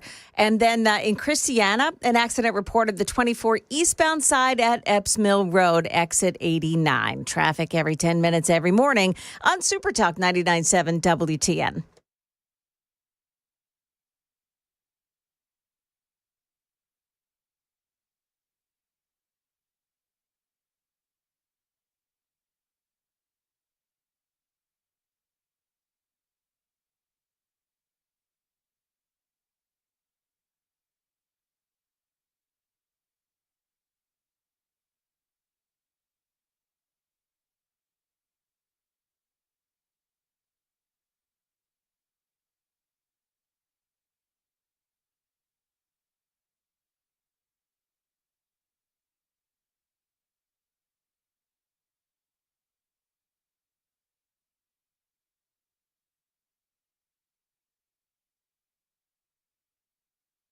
637, Nashville's Morning News on Super Talk 99.7 WTN. Good morning to you, friends. There's a lot of headlines, and what I'm trying to do this morning is mix the headlines in with a couple of things. Number one is Donald Trump's epic speech last night in Michigan, and also this not so epic interview with President Trump and ABC News correspondent Terry Moran. Now, a couple of things. And I played you some audio regarding illegal immigration and some of these other things. They started arguing about due process. And this is where I want to pick up the conversation, because there was an argument, and this was a very contentious interview between Donald Trump and Terry Moran. I'm going to actually ask Brian Wilson, who's going to join us a little after the news at 7, what he thought of President Trump's interview with Terry Moran, because I think Moran was, intentionally combative. And there is a way to ask tough follow-up questions without being belittling. And that's what I feel like Moran was. There was this argument over illegal aliens getting hearings before being deported. Listen. It is an undeniable fact that illegal crossings at the southern border have plummeted, a staggering decline. But there are questions about your methods. And so I want to ask about my message? Methods. About your methods, how you're accomplishing they seem to work. Do you acknowledge that under our law, every single person who gets deported gets a hearing first to make their case? Well, are we talking about people that are citizens of our country or not? No, you aren't deporting citizens at this point. Well, let me ask you, did they get hearings when Biden allowed 21 million, because I think the number is 20 million people to flow into our country? You had 21 million people that came into our country through a stupid open border. All right, so number one, you heard him say that Donald Trump isn't deporting citizens at this point. Did you catch that little passive-aggressive jab from ABC News reporter Terry Moran? So that's number one. Just a passive-aggressive comment, but that does tell you his mindset about the concept that those deported should get hearings first or a due process. We're not talking about gang members. We're talking about people that are, I'm not going to say only here illegally, because I don't believe that term, if they're here illegally, I don't believe that deserves the phrase only. Because to me, that is a big deal. Because what you did was you came into our country illegally, you broke our laws, you violated our sovereignty, and you continue to live here illegally. And to me, that is a very big deal. But the question is about the illegal aliens before they're deported. Are they supposed to have this? Do they have a right to due process? Now, Donald Trump, the answer to that, by the way, is yes. They're technically, they have a right to due process. But, and it's a big but, Donald Trump is right in the sense that all of these people did come here illegally. And yes, they should be sent home. But Did we give them a hearing when they came in? Well, the law requires that every single person who is going to be deported gets a hearing first. Well, do you acknowledge that? I'll have to ask the lawyers about that. All I can say is this. If you're going to have 21 million people, and if we have to get a lot of them out because they're criminals, we're going to have to act fast. We can't. Do you think we can give 21 million trials? Let's say each trial takes 2 weeks. Is that what you want us to do? The law give is 21 the law, million? sir. The law is the law, and you're the law sworn doesn't to say anything uphold it. about trials. No, not trials, hearings. I said These hearings. people came in, they're not citizens. They came in illegally. They came into our country illegally. And We have to get them out. There's a legal process for that. I can't be sure, and we follow the legal process. All right, so here's the thing. Number one, Obama did the same thing. A lot of people that accused Obama of doing what Trump is doing. But can I just ask a question as a humble talk show host? So they came into our country illegally. And a lot of these folks they've been taking advantage of our hospitality. But let's just say that we wanted to have a hearing for each and every one of those 21 million that Donald Trump needs to deport, which, by the way, the American people want deportation. But they're not going to show up for the hearings, right? I mean, you know that, right? Like, you know that there's a lot of these illegal aliens that are here, and there are hearings that are scheduled, 3, 4, 5, 7 years away, and they don't show up. And that is just a fact. So I understand what Moran is saying, that technically, yeah, they're supposed to get a hearing, but at the same time, they're not going to show up for the hearing. We don't have the ability to give all of them a hearing because we simply don't have enough judges. And my opinion is that they came here, as Trump said, they came in here illegally, no hearing whatsoever, obviously, and so they can be sent home without a hearing. Now, Donald Trump, of course, he signed an executive order to expand immigration enforcement and, yes, expedite removals, which is what Obama did. I don't know if he signed an executive order, but Obama also wanted to expedite removals. So Trump is following, in one way, what Obama did. It is the opinion of his administration that migrants are, and this is from some of the research I did. This is from Fox News. It is the opinion of his administration that migrants are inadmissible to the United States and are criminally liable if they enter the United States at a place other than as designated by the Department of Homeland Security. I can't have a trial, a major trial for every person that came in illegally. We have thousands of murderers that came in. They're going to murder people. They already have murdered people in our country. Right, so we have to get them out, and we have to get them out fast. Really bad guys, but in our country, even bad guys get due process, right? If people come into our country illegally, there's a different standard. These are illegal. They came in illegally. But they get due process. Well, they get a process where we have to get them out. There you go.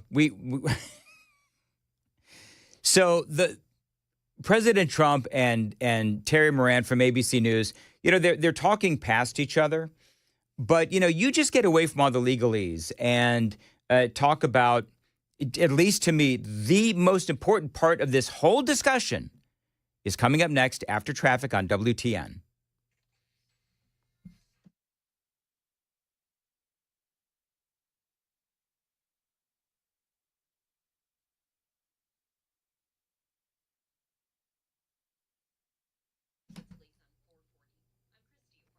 As far as your weather for today, a high of 88, possible thunderstorms as well. Appreciate you listening to Nashville's Morning News on Super Talk 99.7 WTN. By the way, Super Text line is open, 615-737-9986. And so there is this argument about due process. And what's fascinating is that there doesn't seem to be anybody arguing about the fact that when these people came into our country illegally, they violated any kind of hearing, any kind of due process, if you will, on the other side. But there's all this hand-wringing about, oh my gosh, these 21 million illegal aliens, each and every one of them, have to have a hearing. Now, they were arguing over hearing versus a trial. Basically, what happens in a hearing is you come in and you present your story to the judge, and it's not a trial, it's a hearing, and then the judge decides where to go from there. But just use common sense, Terry Moran, and all you due process people. Use common sense. There's no way that 21 million people can have a hearing. We don't have the resources. We don't have the judge. We don't have the judges.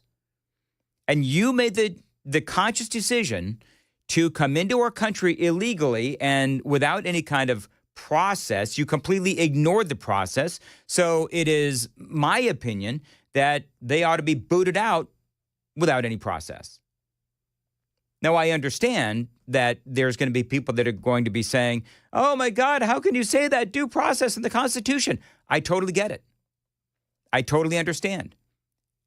But here's the thing. When you ignore our process, you ignore our borders, you ignore our Constitution, you ignore our sovereignty, then you know what? Why should we respect due process when you totally ignored the process on the way in? Barack Obama also used these expedited removals. And one more thing, and again, I said this before, the chances of these illegal aliens actually showing up for their removal hearings is pretty much at 0%. And you know, the last thing that I would say, I got 6 words. 6 words. Desperate times call for desperate measures. So maybe part of what we do is we tell folks, okay, so here's what's going to happen.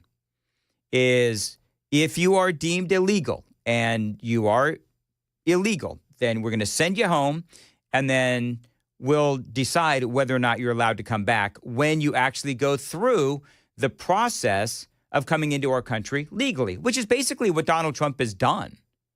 He's encouraging people to self-deport and the whole thing. So this interview, at least with me, I feel like the media on this, they're being a little nitpicky. And I get the Constitution is not nitpicky. And there is clearly a valid argument for these folks who are here illegally getting their due process. And I do understand that. But at the same time, the president and his administration, they are making a legal argument for expedited removal. And again, Barack Obama did the same thing under vastly different circumstances, by the way, because it was Barack Obama's vice president and a Democrat president who let all of these people into our country. Just open up the floodgates without any notion of process. So I'm sorry if I don't take a lot of the hand-wringing from a lot of these folks on the left real seriously. You know, my opinion on a lot of this stuff, because there is a lot of legal discussions that are going on. Is Donald Trump following the law? Is Donald Trump following the Supreme Court? Is Donald Trump ignoring the federal judges and all of this stuff? And to me, I just believe that the legal process, one way or another, is going to have to work itself out. But the reality is that we have 21 million illegal aliens. The American people voted by wide margins to remove these folks. And again, odds are they're not going to show up for their hearing or their due process anyway. And you all know that a lot of these folks, they come into our country illegally and they evaporate into our country. But oftentimes they are getting benefits that are designed for American citizens. But the fraud, as we all know, and Elon Musk pointed this out, and he uncovered all of this, there is a massive amount of fraud that is going on within the illegal alien community. So as far as due process goes and the argument between Donald Trump and Terry Moran, that is all going to have to play out in the courts. But as I said, desperate times call for desperate measures. It is 650 on Nashville's Morning News. I was going to say, Joan, it was 6:51. Yeah. And then I realized that it was 6:50. You don't have to explain your brain processing. It's okay. 6:50. 6:50. Joan Jones, what's coming up? Yeah, a Wisconsin judge is now forced to turn over her robes, and charges may be forthcoming in a local school bus accident. Those stories and more coming up at 7 o'clock on Super Talk 99.7 WTN.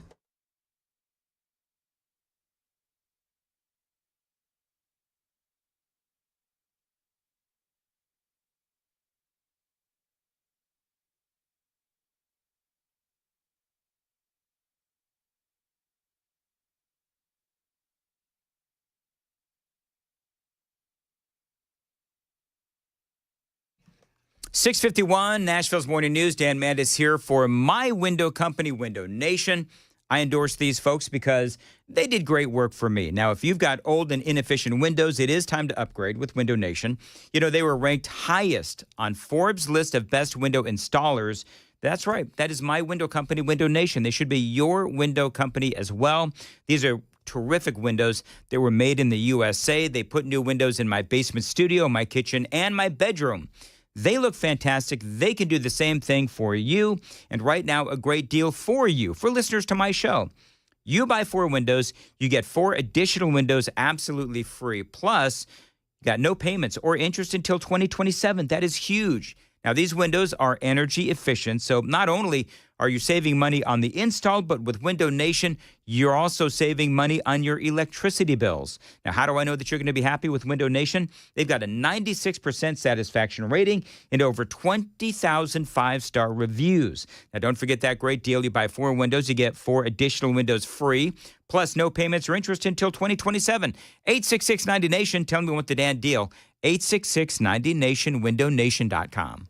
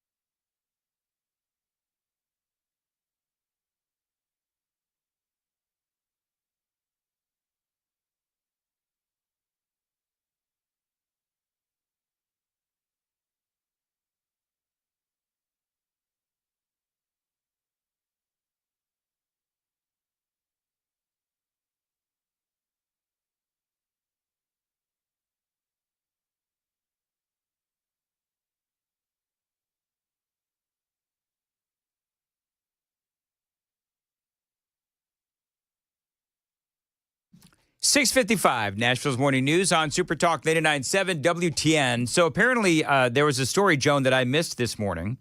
Oh, what's that? And that is that Kamala Harris apparently is giving a speech. I can't believe you're... I'm writing this story even as you're talking about it. Really? We're our minds, great minds think alike, Dan. And she's charging for this speech? She's charging for it? Wow. Yes. How much would you pay to listen to and watch a speech by Kamala Harris? That is... Well, she still has a lot of money to pay back. She does. Yeah. She does. But that takes a lot of chutzpah, does it not? It does. And so I just looked up the group that she's making the speech before today, and it's called Emerge. Emerge California is the group that helped launch her bid in politics in California in 2003, I think it is. Yeah, well, 2004, something like that. They are celebrating their 20th anniversary. Oh. In San Francisco. And so she's doing this major speech before a group of people that already know who she is. And they're very friendly to her because they launched her career. Yeah, such as it has been. So, right. I mean, here's what's funny.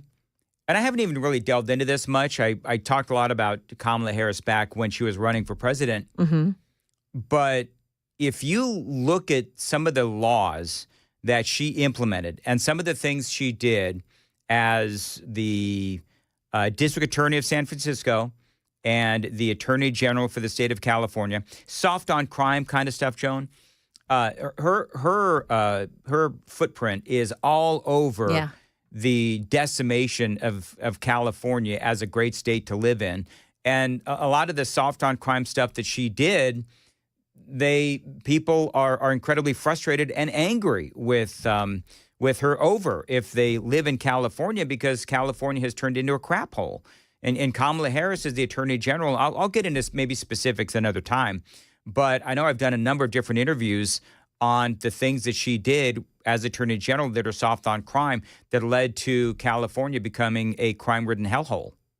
So, yeah. And here's what's shocking, and I don't know the latest, but I know that there's a lot of people in California that would like to see Kamala Harris as the governor, which is stunning to me. It is stunning, isn't it? I don't know, man. I don't understand. I wish I could understand it. I wish that I could understand how somebody can do literally damage to your state, and yet you would want more of that. You know, it's like Biden having the gall to run for re-election when he did. Yeah. After all of the damage that he did. He probably didn't remember the damage, but he did do a lot of damage to our country. And yet the Democrats thought that it would be a good idea for him to run again until they took that as far as they could go with Joe Biden, and his, abilities cognitively basically forced him to, I guess it was George Clooney, forced him to get out of the race. So I don't know. But anyway, so how much are they asking for people to watch this? Have they said yet? I missed that part of the story. No, I haven't seen that. You got it, KGB? I have it here. Okay, good. So it's So if you want to stream it, it's $25 to stream it, and apparently to actually be at the convention itself is $250 for general admission. So this group gets, what they do is they gather only women, only Democrats, and they train them in the ways of politics. That's essentially, and they're a tax-exempt nonprofit. You mean lie? Yeah. Right? Lie, cheat, and steal? Is that how you explain to upcoming Democrats? It trains, guides, and assists and creates networks for progressive women who want to enter politics. All right. Yep. Well. There you go. There you go. You know, they ought to do just a doubleheader and have Hillary Clinton in there, too. Oh, yeah. There you go. You know, just have them all in there. All right. Very good. Thank you, Joan. That story and a whole lot more straight ahead. It is Nashville's Morning News on WTN.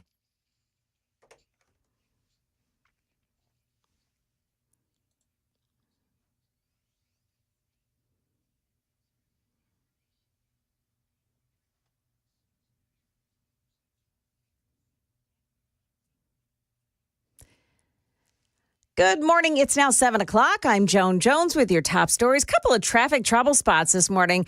On 24, the westbound side past Blue Hole Road overpass, a crash still blocking the right shoulder. Then you've got an accident in Antioch on 24 westbound just past Harding Place. The right lane is blocked off there. And also traveling on 65 in the northbound side in Brentwood before Old Hickory Boulevard, exit 74, the crash there, and it takes out the HOV lane. More in traffic and your weather coming up right after the news. Well, President Trump is back in Washington, D.C. this morning after his big rally in Michigan yesterday to celebrate his 100th day back in office. Rowdy crowd there, and speaking to supporters in Warren, Michigan, just north of Detroit, where he signed an executive order to ease some of the tariffs on automakers. They all want to come back to Michigan and build cars again. You know why? Because of our tax and tariff policy. Other news of the day, the Wisconsin Supreme Court has suspended Milwaukee Circuit Court Judge Hannah Dugan for allegedly trying to hide an illegal immigrant charged with battery and abuse from ICE agents. Dugan reportedly argued with the plainclothed ICE agents before directing the suspect and his attorney to leave through a doorway that's normally used by the jury. Agents caught up with that man outside. He was arrested anyway. Judge Dugan's attorney says she wholeheartedly regrets and protests her arrest. Investigators have not yet ruled out pressing charges against the driver of a school bus that crashed in Sumner County yesterday. Channel 4 says this man witnessed that accident in which it hit a bridge and then flipped into a creek on Rock House Hollow Drive. I thought somebody done got killed. That was the first thing on my mind. Somebody done got killed. You know, the way that bus flipped over like that. And thank God, you know, all I can say, thank God. Yeah, 19 kids were on the bus. 5 of them were taken to the hospital. Market numbers now brought to you by Beacon Capital Management, online at beaconcm.com. The Dow Jones and S&P enjoyed their 6th winning session in a row Tuesday, the longest streak since July for the Dow. The Standard & Poor's gained 0.6% on the day. The Dow's 30 industrials picked up 300 points to land at 40,527. The Nasdaq climbed just over 0.5%. Despite that, the Conference Board says its consumer confidence index dropped again last month, the 5th decline in a row. Consumers are expecting hiring to slow and prices to rise under President Trump's tariffs. Economic uncertainty likewise has automaker Stellantis pulling its full-year financial guidance. Yesterday, the parent to Jeep, Chrysler, Dodge, and Fiat reported first-quarter revenue of $40.7 billion, a 14% drop from last year. Walmart is sprucing up 650 locations in 47 states as part of its Store of the Future project. A corporate statement promises improved layouts, expanded product selections, and innovative technologies. Jim Ryan, ABC News. Well, stock futures this morning are mixed. We've got the Dow up 44 points, but the Nasdaq falling 121 now, and the S&P futures are down 18 points. That's the latest news. We've got your traffic and weather next. I'm Joan Jones, WTN News.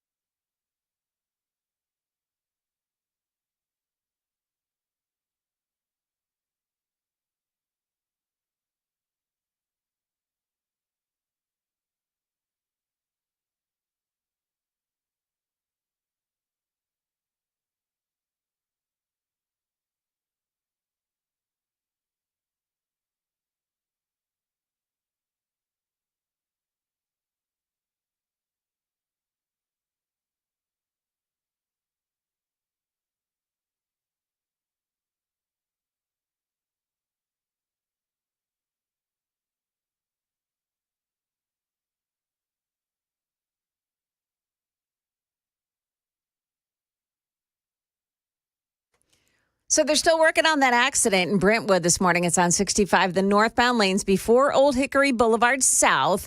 It takes out the HOV lane there. Antioch, 24, the westbound side, past Harding Place. It's an accident that blocks out the right lane. Also, you've got an accident, 24 westbound, past the Blue Hole Road overpass. That's been there for quite a while. That's taking out the right shoulder. 40 westbound out at the airport, a crash. The right shoulder is blocked off right there at exit 216A. Traffic every 10 minutes, every morning on Super Talk 99.7 WTN.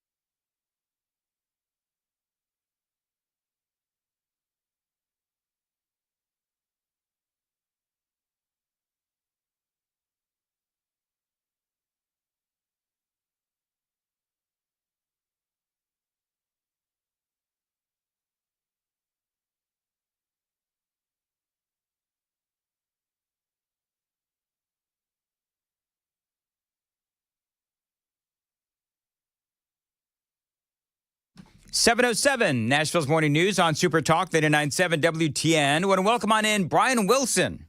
It's Wilson Wednesdays on WTN. Brian, of course, brought to you by the Wellness Institute of Nashville. Hey, Brian, how are you? I'm doing very well. Today I come to you from my motorhome in Hot Springs, Arkansas. Oh, what's going on there in Hot Springs? You at the Waffle House there? No, it's very exciting here at the KOA.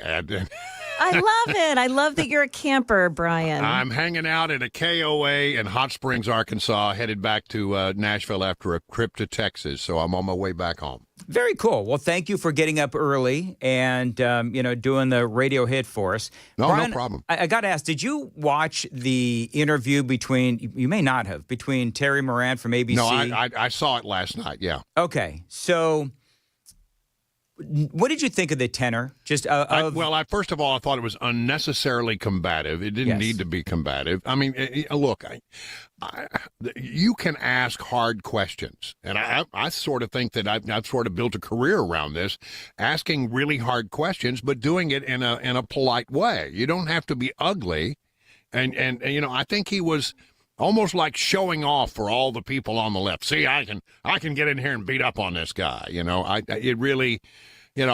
I was unimpressed. There wasn't much news out of it. There was more fire than light, more heat than light in that interview. I didn't stand impressed with. He didn't break any new ground.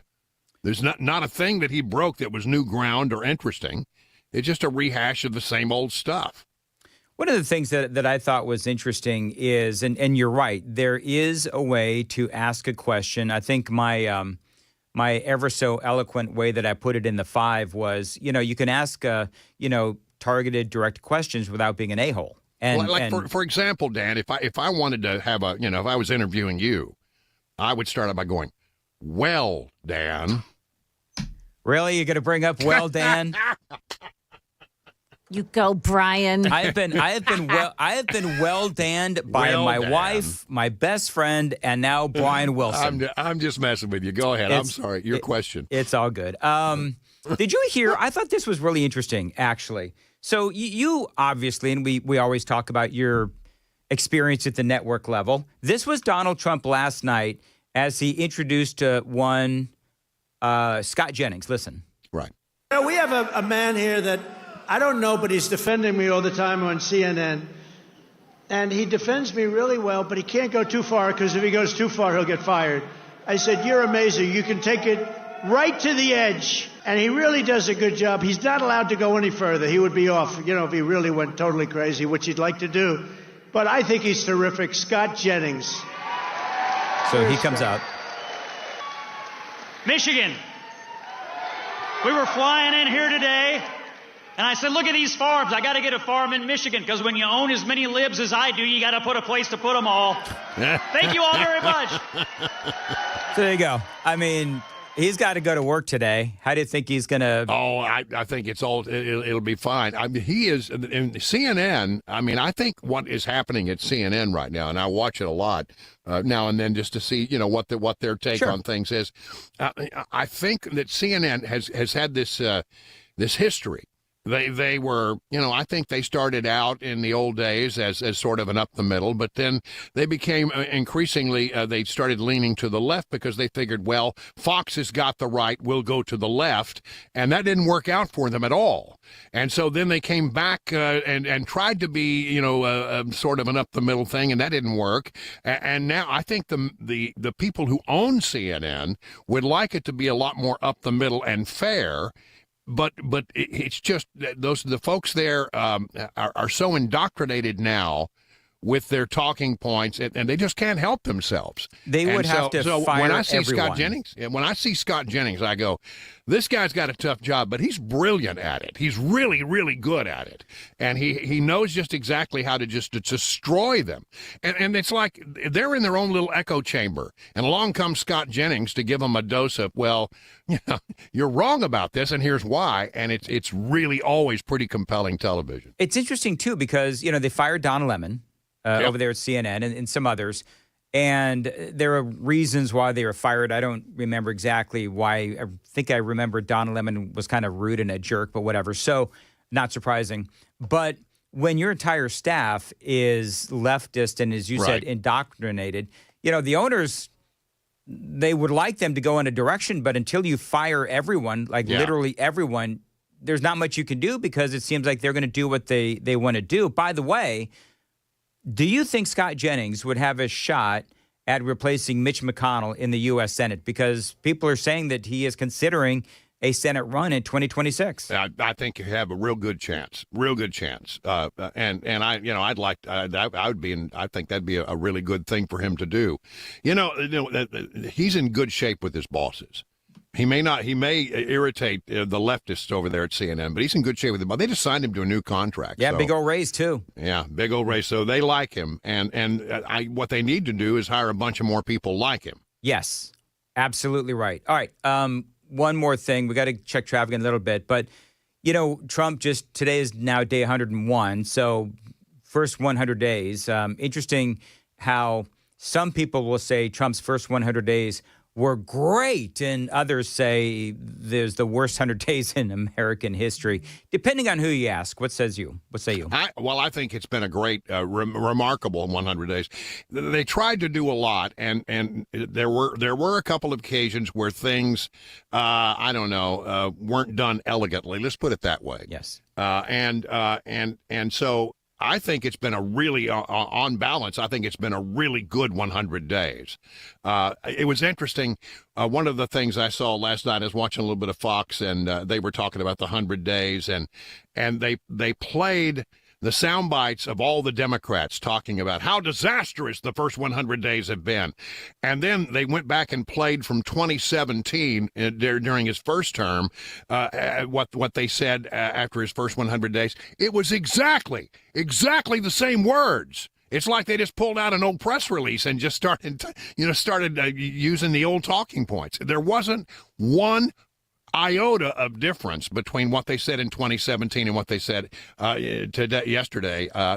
Look, I think he did well. I think on balance, we're headed in the right direction. A lot of people freaked out about tariffs, but I'm pretty convinced that if we just keep going down the way we're going, that there's some balancing factors there that will keep higher prices at bay. Lower energy cost and the price of food coming down. And when you have lower energy costs, it really does help you. I mean, where's the evidence that the economy is falling apart? Because, you say, well, my 401k. The market doesn't like uncertainty, but as things start to kick in, and it takes a little while, I think the market's going to be fine. 7:15 on Nashville's Morning News. Got a lot more straight ahead with Brian Wilson. Time to check the roads on WTN.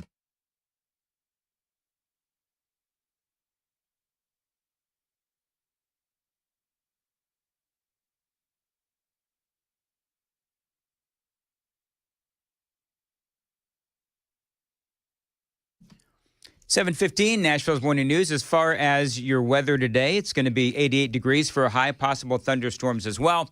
Appreciate you listening to Nashville's Morning News. All right, so Brian, this notion of, and you're talking about tariffs, so I want to go down that road.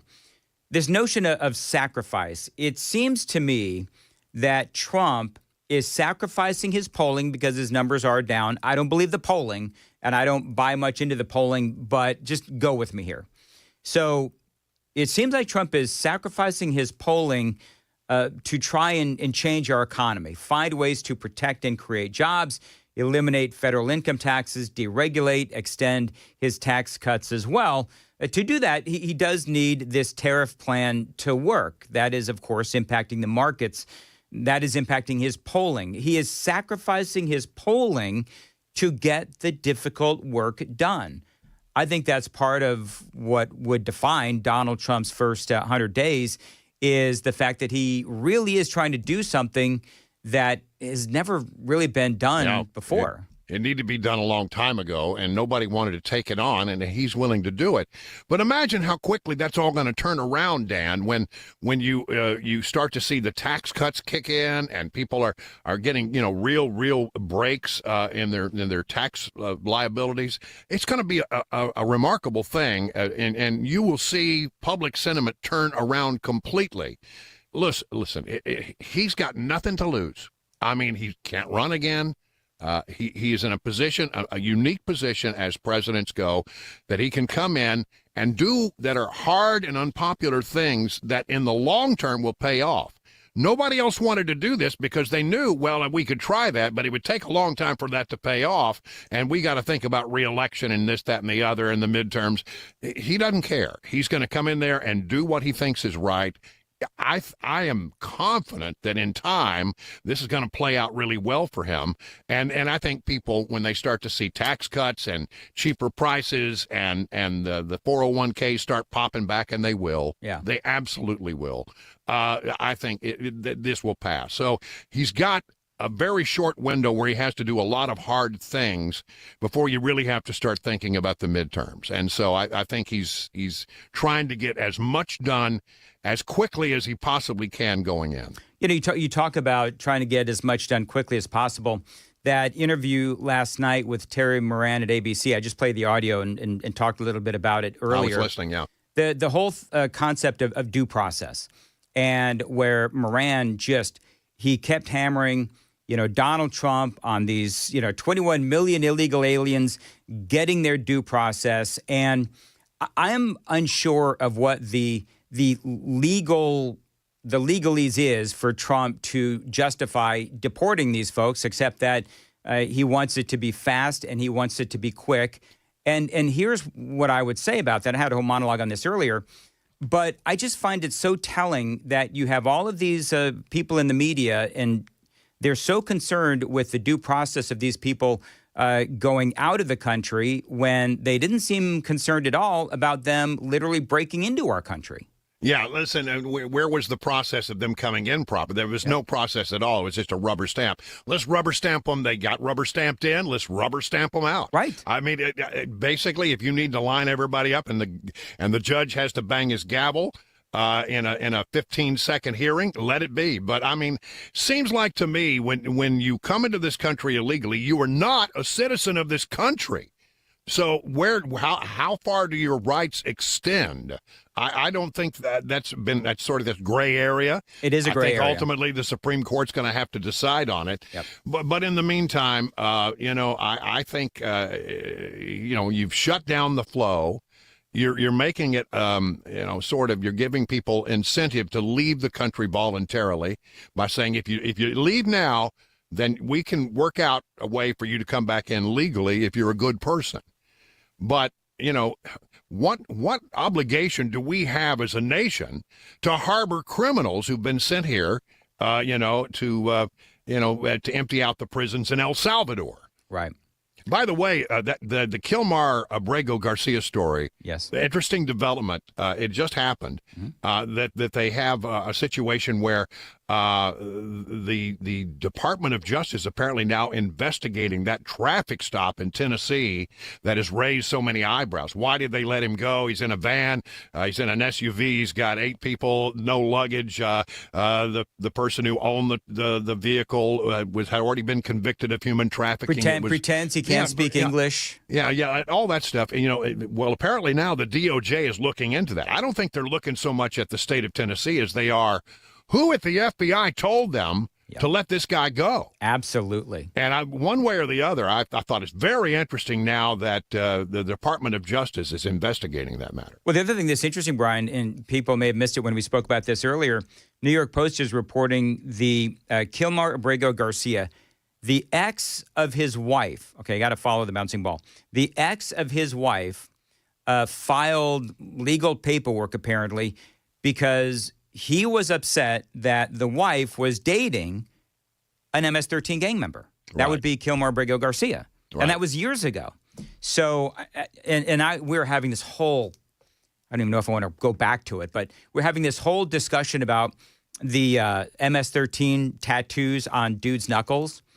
And I don't care whether it is photoshopped or not. That's not the determining factor, really. Exactly, Brian. That's not the I don't care about that. I care about all of this other stuff. People are fighting me to the death on, the fact that it's not photoshopped. And I don't care. There's so much other evidence to get hung up on that. That's the one thing that you don't need to get hung up on, but Exactly. one way or the other. Listen, this guy was trouble. He has no business being in this country. But why in the world would they stop him on the road in Tennessee? And the FBI, and as I understand it, the FBI actively, when you make a stop like that and it's somebody that's on their radar, yep, it flags some computer screen in Washington, D.C., and the FBI called and said, let him go. Yep. Unbelievable. All right, real Why quick. would you ever do that? Real quick, locally, here in Nashville, Right. Mayor Freddie O'Connell might be preparing his budget. Yeah. 30% property tax increase. Insiders are saying that is going to happen.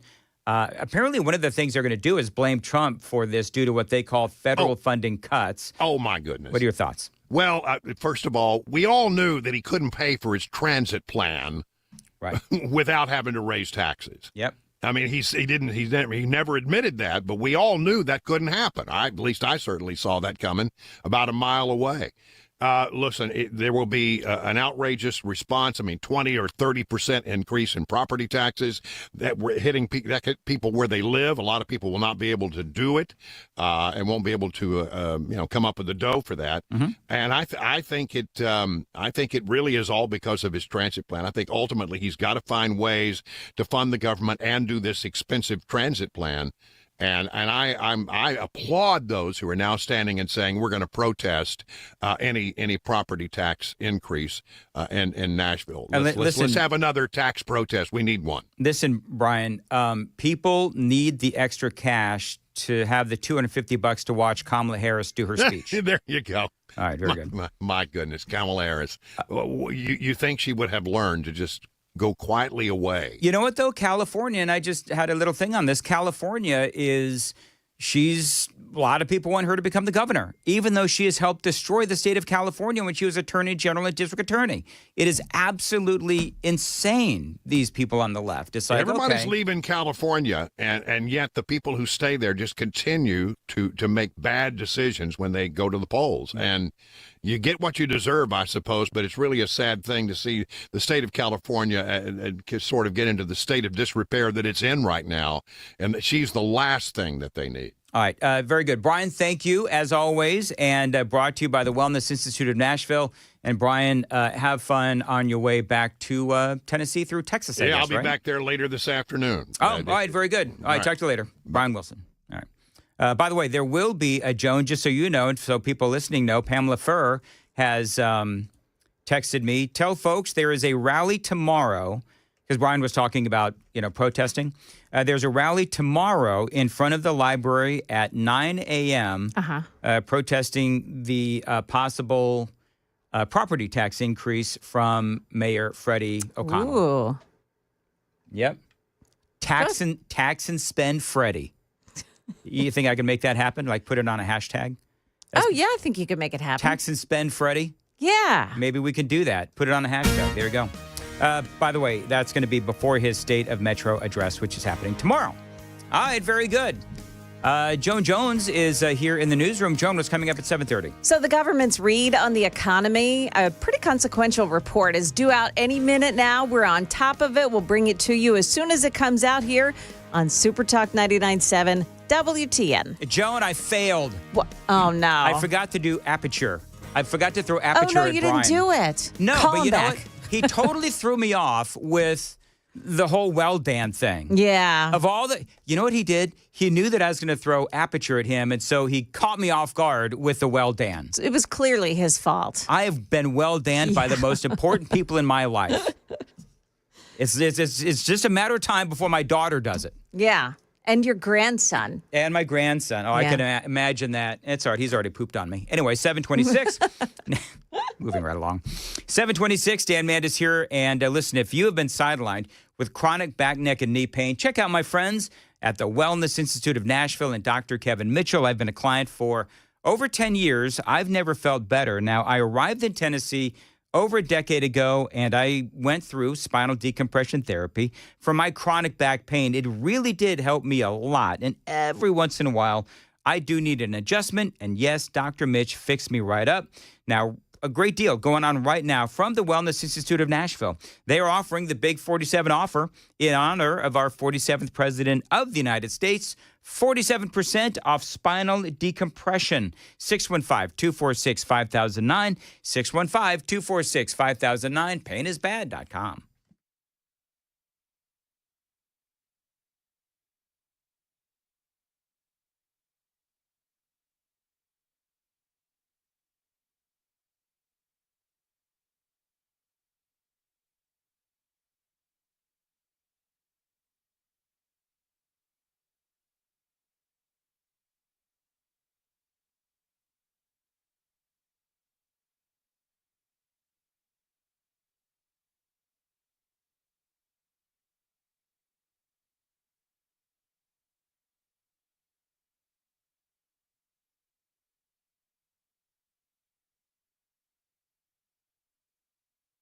.728, Nashville's Morning News on WTN. Dan Mandis here for Busy Bee Plumbing, Heating, and Cooling.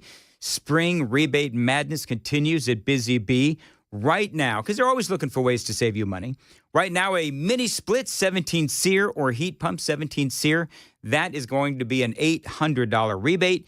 Heat pumps 15 and 16 SEER, that's a $500 rebate. And duct sealing or repair, that is a $300 rebate. So many ways to save with Busy Bee Plumbing, Heating, and Cooling.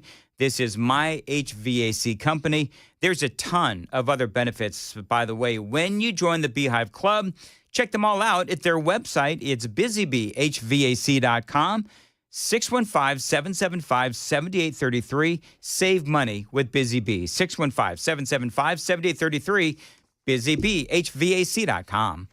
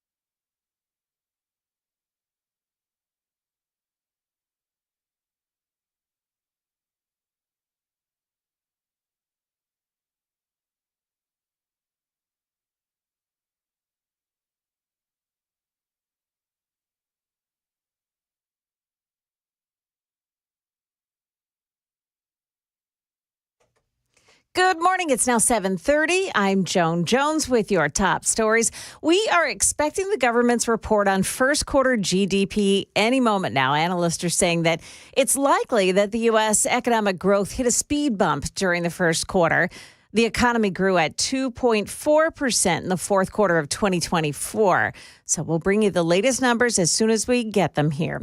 The president's tariffs on imported goods gets a lot of the blame for any economic slowdown. But yesterday, he eased the burden on one sector. As he defends his tariff policy, it's also clear he's trying to soften the blow. The president and the White House announcing some small relief for automakers, saying that those 25% tariffs on all foreign cars and auto parts that are made outside of the United States will still remain in place, but there will be no additional tariffs for automakers on any steel and aluminum imports, which are widely used also for manufacturing. That's ABC's Rachel Scott reporting. In Sumner County, charges are not off the table for the driver of a school bus that hit a bridge and ended up on its side in a creek on Monday. This man who witnessed the accident and lives near Rock House Hollow Road, he tells Channel 4 it's an area that's not easy to traverse. If you ain't real familiar with this road, you know, hey, you'll go off in a ditch in a minute because it's curvy and it's hilly,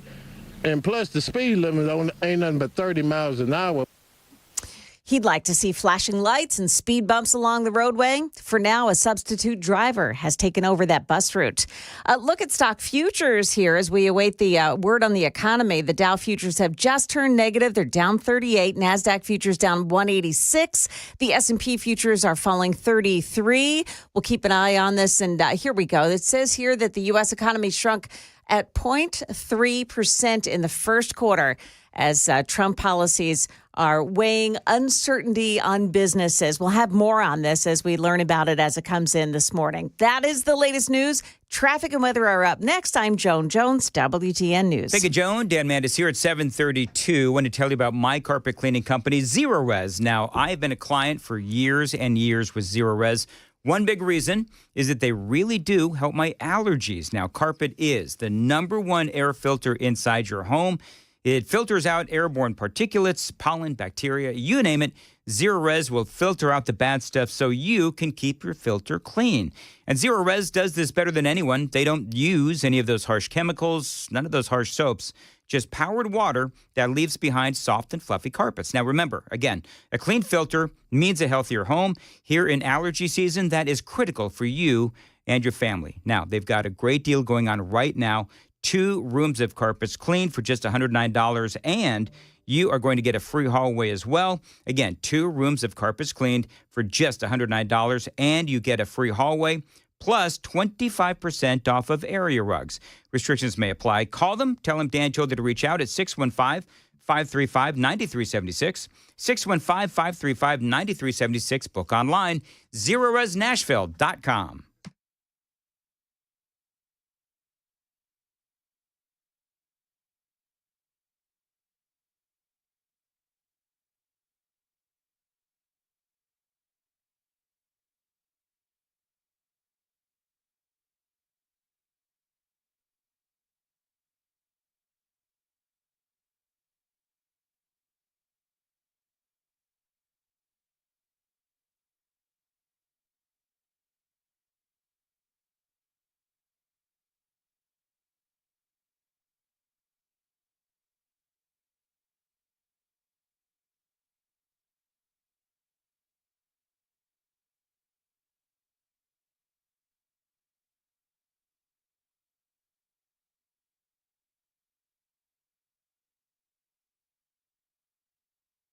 Dan Mandis here at 7:34. You know, my entire life, I've dealt with the hassles of glasses and contacts.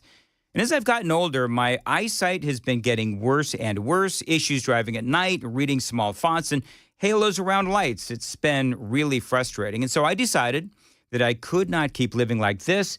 And I called my buddy Dr. Horn and the team at Vision for Life. Now, they've helped thousands take control of their vision. I'm excited now to be one of them. After discussing lens replacement with Dr. Horn and how the procedure can correct both near and far vision while eliminating cataracts for good, I knew that I had to take the leap, and I did. And it's been great. The only thing that I regret is not doing this sooner.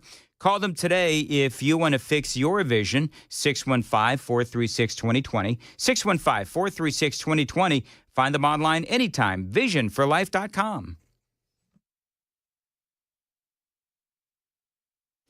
Ooh, there's big trouble this morning in Christiana. We have a 24 westbound between Epps Mill Road and Joby Jackson Parkway. The roadway is closed off right now. There is a tractor trailer fire. The fire is out, and that truck is just before the Joby Jackson exit. Can't get off there, so they've closed down the highway 24 westbound between Epps Mill Road and Joby Jackson Parkway. We'll keep our eye on this. 65 north in Brentwood, they're still working an accident this morning that's stuck in the HOV lane at Old Hickory Boulevard. It's stop and go from McEwen Drive, exit 67. And then in Antioch, 24, the westbound lanes past Harding Place, an accident that blocks off the right lane, and it's stop and go from Sam Ridley Parkway. Traffic every 10 minutes every morning on Super Talk 99.7 WTN.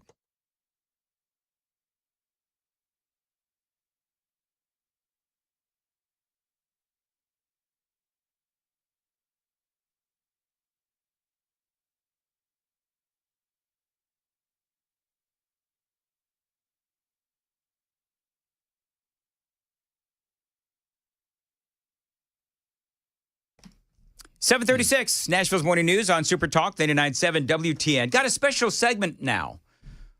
I've been looking forward to this for a long time. As you folks know, if you remember my show on middays, I like to nerd out on some stuff, and this is one of those moments. Stuart McWhorter is joining us now. Stuart, you are the Commissioner of Economic and Community Development for the state of Tennessee. We're going to talk about tariffs and how they will impact the state of Tennessee. We're going to talk about development here in the state of Tennessee and foreign direct development, which I find really interesting, including China. So let's talk about that. KGB, you're going to have to control his mic if you would. Stuart, so what exactly is the Commissioner of Economic and Community Development? What does that do? Well, first of all, good morning. I appreciate you having me in. So my role essentially is head sales officer for the state. So you are an advocate for the state of Tennessee. That's right. And we work with lots of agencies across the state, but our main job is to attract business to our state and work with current companies in our state to expand, which about 70% of the work that we do is around expansion. So companies that are here like doing business in Tennessee. I'm going to ask you about Oracle here in a little bit, because that is a huge success story. But so a big part of what you do is you try to bring jobs to the state. And there is just, I talked about this the other day. A list came out of the best states for business, and it turns out Tennessee is right behind Texas and Florida, which is obviously great. And I will point out conservative states as well. Yeah, and no income tax states. No income tax states, that's right. So tell me about how we end up getting on one of those lists. Well, it didn't happen overnight. Thankfully, we've had decades of great leadership in our state, at the governor's office, with our General Assembly and the legislature. I think it's just a commitment to providing an environment for businesses to be successful, whether that's low taxes, business taxes, low regulatory environment, all those things. We are a state that balances our budget. We have surpluses. We don't rely on the federal government as a crutch for federal dollars to do the programming. We don't tax people to pay our bills. That's just been inherently embedded in our DNA as a state. And I think it's just over time, as the Southeast has grown, and you think about where Tennessee logistically sits, we happen to benefit greatly from the growth here in the Southeast, and we get to enjoy these rankings. Again, it's not something that I did. It's just I think it's a function of what a lot of people have done previous to me, whether it was in my role or leading as governor or, again, the state legislature. We just have had and blessed with really good leadership here. So one of the things that whenever we talk about these things, people always start screaming about tax breaks and subsidies for companies to move here. We've seen that a number of different times. And for many conservatives, they will, tax breaks and subsidies for companies to come here.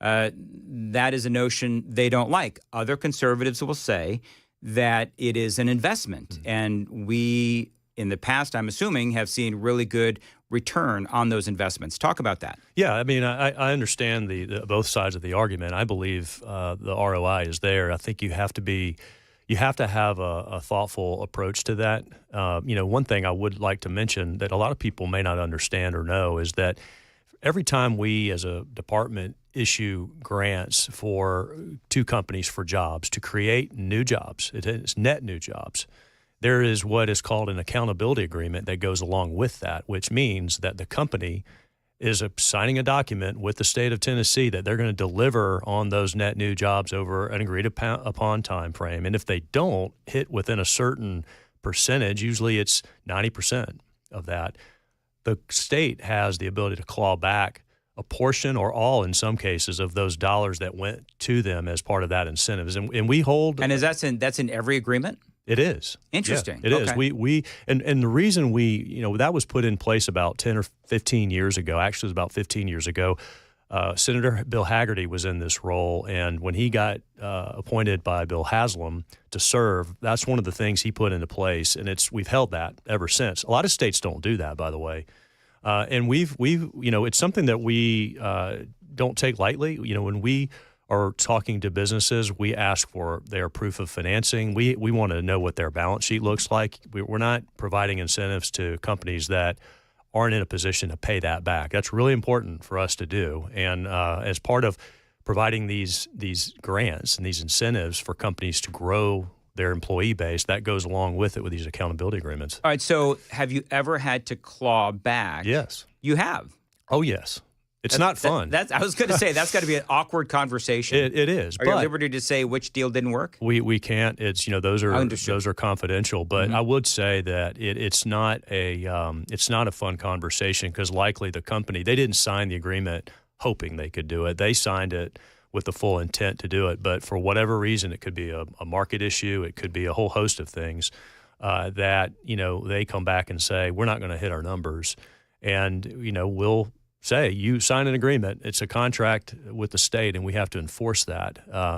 I would say, though, that most companies understand that. There's not a lot of angst over that. They don't like it, but they also realize what they've agreed to do, and they'll pay us back. Stuart McWhorter, the Commissioner of Economic and Community Development for the state of Tennessee. Is healthcare our biggest industry here in Tennessee?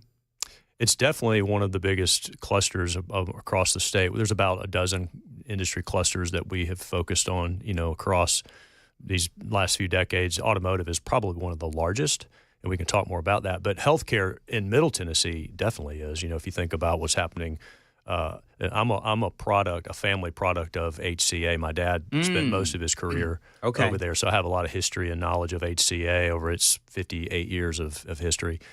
But because of HCA, there's what's called this healthcare family tree, which is a picture of it's literally a depiction of over 1,000 healthcare companies right here in Middle Tennessee. Mm-hmm.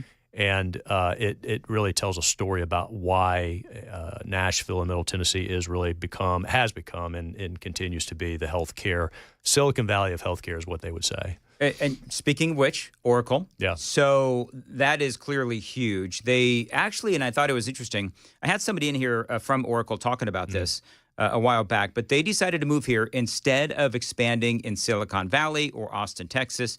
How does something like that come about? Like, do you call them? Do they call you? How does that happen? Typically, we get a lot of inbound calls from CEOs or site selection consultants. And a lot of it, in the Oracle case, you look at what's going on with Nashville and the growth of Nashville, and a lot of it's driven around workforce. An Oracle in particular, they're looking at a city where they can hire talent, and it's a place that's affordable. It's a place that employees want to live and raise a family.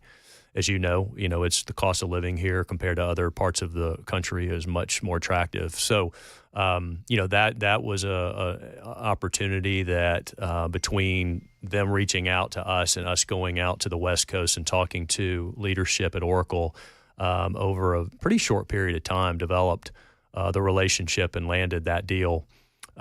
Since the announcement, when the first announcement with Oracle, as you know, about a year later, Larry Ellison was here doing a fireside chat with Senator Frist and revealed this worldwide headquarters announcement, which caught us by surprise a bit. We knew that they were talking about growing their footprint in Nashville, and the year prior to that, they had acquired a large healthcare company called Cerner, and now it's called Oracle Health. And it all of a sudden started making sense to us and to me about, okay, they're choosing Nashville for a lot of reasons, but I know another reason why that Nashville is attractive is because of what HCA has kind of built and what this community environment looks like. Well, and it definitely adds to our resume of, businesses, of course. It is 7:45. All right, coming up, Trump's tariffs, China, and a whole lot more. The time to check the roads at 7:45 on WTN.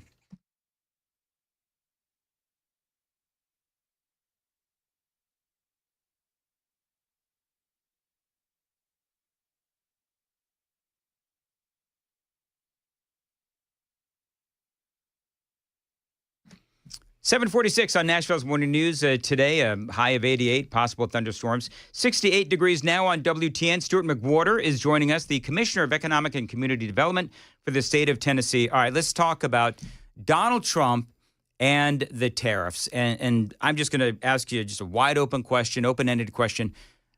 How is that going to impact Tennessee? Well, I think there's a lot to still be determined in a lot of the discussions. I think companies that we talk to, they still don't really know, and the lack of certainty on that is just sort of puts everybody in a place of wait and see. The good news is, I think, is that we as a state, going back to our previous discussion, the state is in a really good position. We've been focusing on workforce, we've been focusing on education, making the right investments in infrastructure. So really whatever comes our way ultimately with tariffs, I think the state of Tennessee is well positioned. The companies that do business here are going to be well positioned. There's a lot of pain right now because of the uncertainty, but because of the fact that we have created this business-friendly environment, I believe we're poised for whatever comes our way. And as I mentioned earlier, automotive is a large industry in our state. We have 4 automotive OEMs, or soon to be with Ford in Blue Oval City. So we're in constant conversation with these automotive manufacturers as well as some of the Tier 1 and Tier 2 suppliers. I think that they're hoping, and I know President Trump, made some amendments to some of the tariff related to automotive tariffs. That's going to help the companies here as well. Again, getting closer to some more certainty. Yep. But I just feel that we're going to be well positioned for that, and again, making the right investments before all of this started to become really a hot topic. And I would also just say quickly that post-COVID, as soon as businesses started opening back up and things started happening, we were seeing in our department a very strong shift toward reshoring, and it was mainly driven by 2 things: supply chain challenges and just getting product wherever it was globally. So they were trying to shorten that supply chain dependency and get closer to the customer, i.e. reshoring, coming to Tennessee, getting closer to their customer. And then just geopolitically, the pressures, particularly China and other countries, I think companies were starting to become less dependent on the Chinese manufacturing supply chain, and that was starting to happen. So really, a lot of the businesses that we're talking to today, because of the tariffs, is accelerating conversations. But these conversations have been going on for a while. I mean, it's not like it just suddenly happened, and that's exciting because we feel we're well positioned, poised. So let's talk about China, because they are, in my opinion, you don't have to comment on this, I think China's public enemy number 1. So when you look at the companies that have direct foreign investment in Tennessee, you're talking about Japan, Australia, South Korea, Italy, the UK, Belgium, the list goes on and on. Number 1, how important is this foreign direct investment for the state of Tennessee, but also China? How embedded are they in the state of Tennessee, and how do we take precautions so that we know that they're not going to, hack us, steal our intellectual property, et cetera? Yeah, so I'll first just talk quickly about foreign direct investment. It's something that we've had in place for, again, going back to really Haslam administration and Senator Hagerty when he was commissioner. In fact, we had an office in China for a period of time, and I'll talk about that. But we've put a lot of energy and effort in our foreign direct investment strategy. A lot of success. We've got global businesses that are calling Tennessee home, that are continuing to invest in our state. And that's, again, doesn't happen overnight. These are relationships. It's almost like I tell the governor often, I'm a college football, college sports fan and nut. And, you see these coaches literally go into the living room of these recruits and meet with the recruits and the families, and it's a relationship. And that's what we do with these businesses. We go, I'll go 3 or 4 times a year all over the globe and meet with companies for that very reason. So it works. And a lot of the countries that you mentioned are great partners of ours, and they're going to continue to invest in our state. China, once upon a time, we had a representative in China as a representative of our department working on economic development projects, but we shut that down. And that was really, that happened about probably 4 or 5 years ago. And even since then, the governor, took a position several years ago that we would not, as a state, incentivize companies that had any Chinese ownership. And we've stuck to that. We don't do it. And was it because of the issues that I just mentioned and probably others? It was. And a lot of companies that I mentioned, these global businesses that have had relationships with Chinese companies are also they're looking for alternatives. They're finding new sources of suppliers outside of China, and some can do it quickly and others can't. But there's just too much risk associated with that, and we don't want to put taxpayer dollars to work. Now, it doesn't mean a Chinese company can't come here and open up business in our state, but the state of Tennessee and our department will not issue any grants to any company that has Chinese ownership, and that's just something we've stuck to for years now. We know that Mayor Freddie O'Connell is thinking about raising property taxes 30%. When you are representing the state of Tennessee as the Commissioner of Economic and Community Development, is it easier to deal with counties outside of Davidson County and maybe Shelby County as well, because they're obviously they're run by Democrats. Everybody knows I'm a conservative. So is it easier to deal with the bigger cities or some of the other counties? Well, it really depends on what you're talking about. But I'd tell you that, from our side, from what we do, we've got a good working relationship with the mayor here. Same with Shelby County and Memphis as well. At the end of the day, our job is to help these communities recruit and retain high-paying, good jobs, and we invest heavily in the workforce. And at the end of the day, whether you're a Republican or Democrat, I don't think anybody disagrees with that. Nashville and Middle Tennessee is on fire. I live here. In fact, I'm about to move back into Davidson County. Oh, very good. It's fun to see the threat of our taxes going up, but. What we see our job, part of what we try to do is take some of the burden off these counties that rely heavily on property tax to pay their bills. We're trying to bring industry in. We want people to have good paying jobs.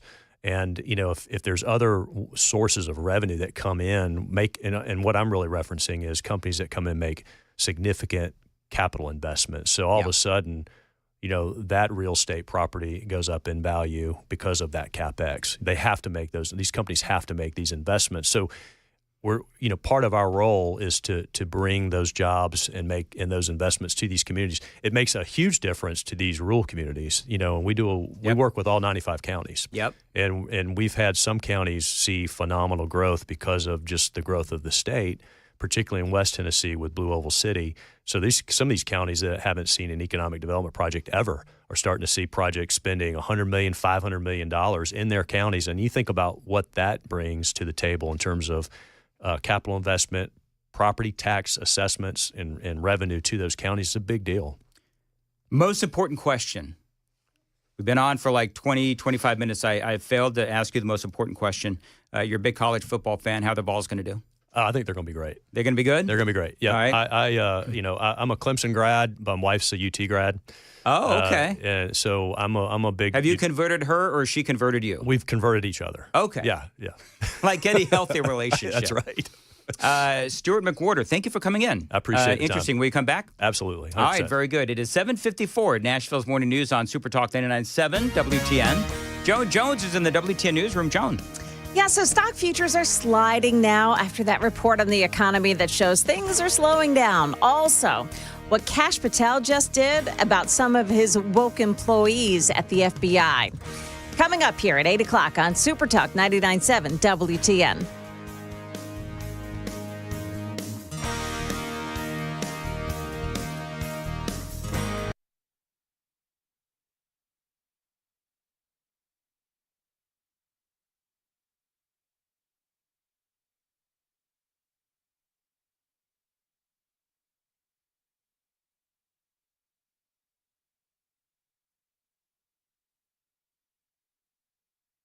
$7:55, Nashville's Morning News on Super Talk 99.7 WTN. Let me tell you about my friends at DT McCall's. I call them my friends because they're always there for not only me, but also you, with great prices and great selection as well on whatever you need. Now, I needed an oven. I needed a washer machine and a dryer and all these things. I go to DT McCall's. This is not only a great company, they're a great American company, and they're owned by great Americans. And again, they offer you not only great prices, but also great selection from DT McCall's. So you need appliances, you need furniture, you need office furniture, you need stuff for the garage, maybe you need some lawn furniture. DT McCall's has all of that and so much more.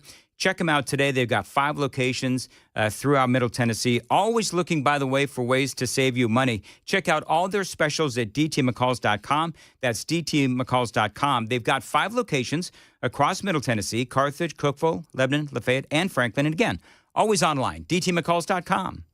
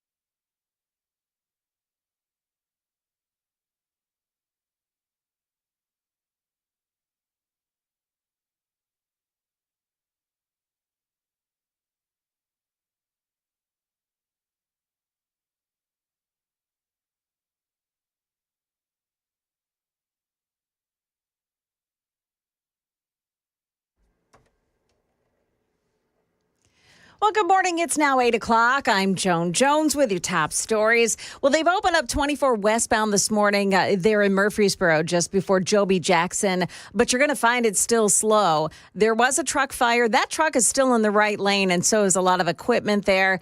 Take your time getting around that one. Again, it's 24 westbound right at Joe B. Jackson. In the news this morning, as expected, the U.S. economy contracted in the first quarter as President Trump's economic agenda took effect. The Commerce Department says gross domestic product shrank 0.3% in the period from January through March, and it's much slower than the 2.4% growth recorded in the fourth quarter of last year. Now, that report has caused stock futures to slip this morning about a half hour before the opening bell. Now, market numbers brought to you by Beacon Capital Management, online at beaconcm.com. And we've got stock futures down. The Dow futures minus 347 right now. NASDAQ futures falling 360. S&P futures, they're down 75. We'll keep our eye on this throughout the day. Other news, the FBI has reportedly reassigned several agents who were photographed kneeling with demonstrators during a George Floyd protest in 2020. Now, this is according to a CNN report. It says that the reassignments are viewed as demotions. It's part of an effort by the new FBI leaders to root out woke elements inside the agency. The conduct of another 1,500 agents is reportedly under review as well, including the ones that raided President Trump's Mar-a-Lago home and those who worked on January 6th related cases. Local news of the day, 3 juveniles have been charged in a series of armed carjackings in South Nashville. Those teens are 15 and 16 years old. In one case, they reportedly used a stolen Toyota Tacoma truck to ram it into the back of an Infiniti Q70. News 2 says that they pointed a gun at the driver of that Infiniti and then stole her car, too. Metro Police started tracking those teens on Hamilton Church Road and deployed spike strips. Their car was found abandoned near Tusculum Road and Park Court after it had been set on fire. Metro Police used helicopters and canine officers to find the teens who had run into the woods. All 3 have been charged in juvenile court. One of them had been charged with carjacking in 2023 when he was 14 years old. Got a warning about a new text message scam, and it's closer to home. This one involves text messages from what appear to be the Safe Tennessee app. And the messages claim that you owe overdue toll fees. The messages threaten to revoke driving privileges if you don't pay up. Now, these messages contain links that direct you to fake websites that appear to be the official Tennessee Department of Safety and Homeland Security. Don't fall for it. Don't click on those links. Officials say that they would never send out a text regarding tolls, payments, or license suspensions. That is the latest news. We've got your traffic and weather next. I'm Joan Jones, WTN News.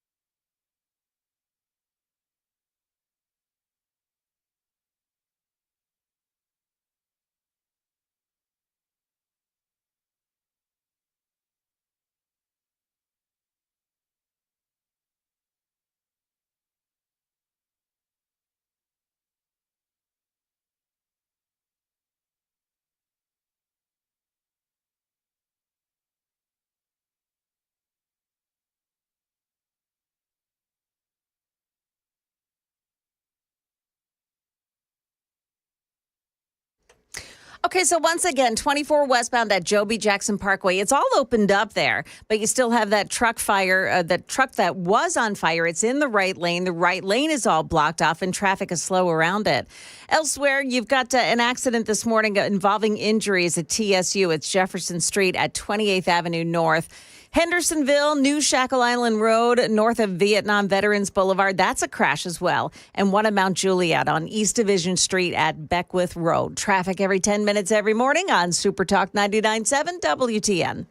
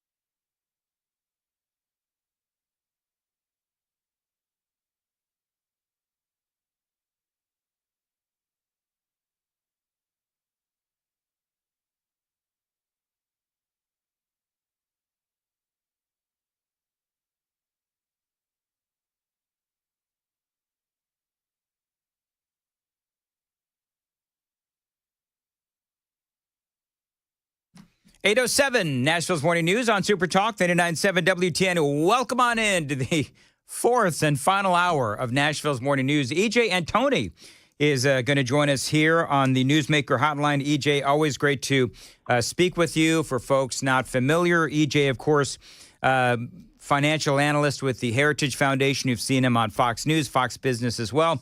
EJ, always great to have you on. So here in the last 24 hours or so, there has been some movement on tariffs. Trump is giving some relief for tariffs on the automakers.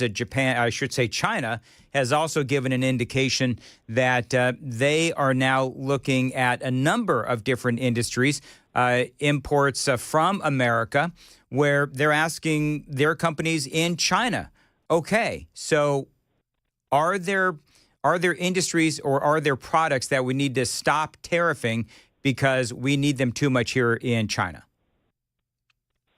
It's a great question, Dan. This is part of the reason why the rollout for these tariffs, frankly, was not done particularly well. One of the things that, for example, that we're tariffing right now are car parts that go across the border multiple times. You might get iron ore out of the ground in Mexico, but then you send it here to the U.S.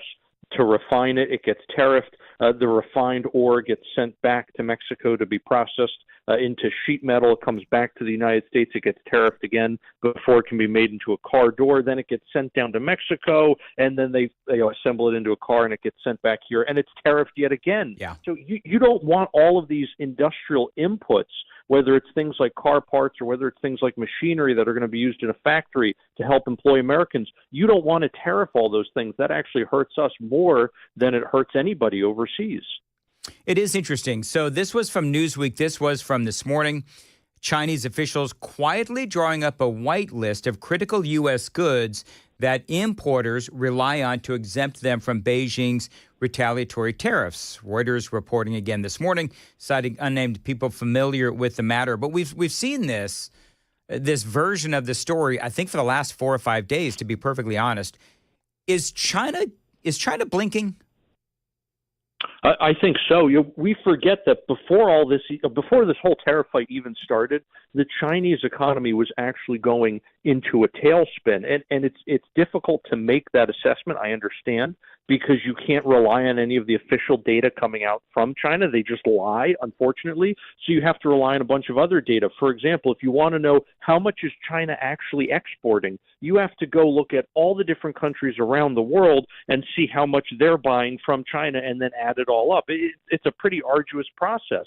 But those are the kinds of hoops you have to jump through to figure out how is the Chinese economy actually doing. And you can look at things like the Chinese bond market and see yields are down at depression levels and realize, gee, maybe things are actually not going that well in China. The economy is not moving along swimmingly. So the fact that they are already in a manufacturing recession puts the U.S. in a much stronger negotiating position. That's good news for not only Trump, but for the nation broadly in this tariff fight. E.J. Antoni joining us on WTN. All right, so E.J., I hear you talk about, because I believe that you're absolutely right, and I'm not an economist, clearly. But when you look at our economy and you look at China's economy, I believe, and you just said, that China's economy is not going to be able to withstand a trade war with America. Talk about America's economy, and are we going to be able to withstand a trade war? We're hearing about, prices are starting to go up. We're hearing about supply chain issues as well. China is threatening to stop sending some goods into America. So talk about whether or not our economy can withstand a long-term trade war with China. Well, I don't think you're going to have a long-term trade war. And that's not me doing some kind of prognosticating like, I think everyone's going to come to agreement. No, I mean, just it literally can't happen. The Chinese economy would absolutely collapse. They are entirely dependent on their export markets. You take that away and the whole system collapses. The Chinese Communist Party is simply not going to let that happen. They're already taking steps to work around these tariffs. For example, they have devalued the offshore yuan to new record lows against the dollar. That helps diminish the effect of these tariffs.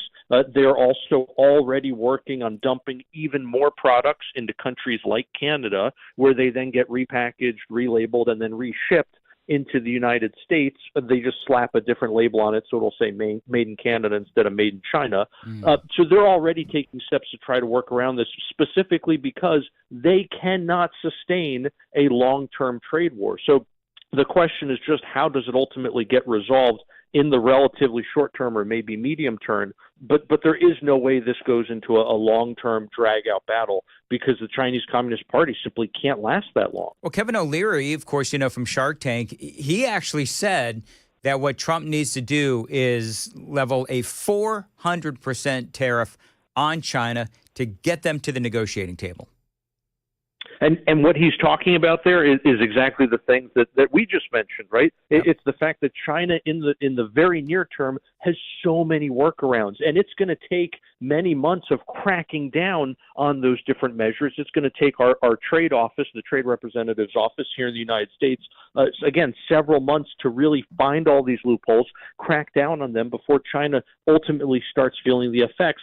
Something like a 400% tariff would make it bite no matter what. There is no way you can do enough workarounds to avoid enough of the pain of that kind of a tariff. Now, at the same time, you're going to see more costs passed on to the American consumer with something like a 400% tariff. So what they're doing right now might be just perfectly threading the needle. We're going to have to wait and see. Coming up on 8:15 on Nashville's Morning News on WTN, E.J. Antoni is joining us here on the Newsmaker Hotline. I got a lot more with him straight ahead on the impact of the tariff war. Time to check the roads real quick on WTN.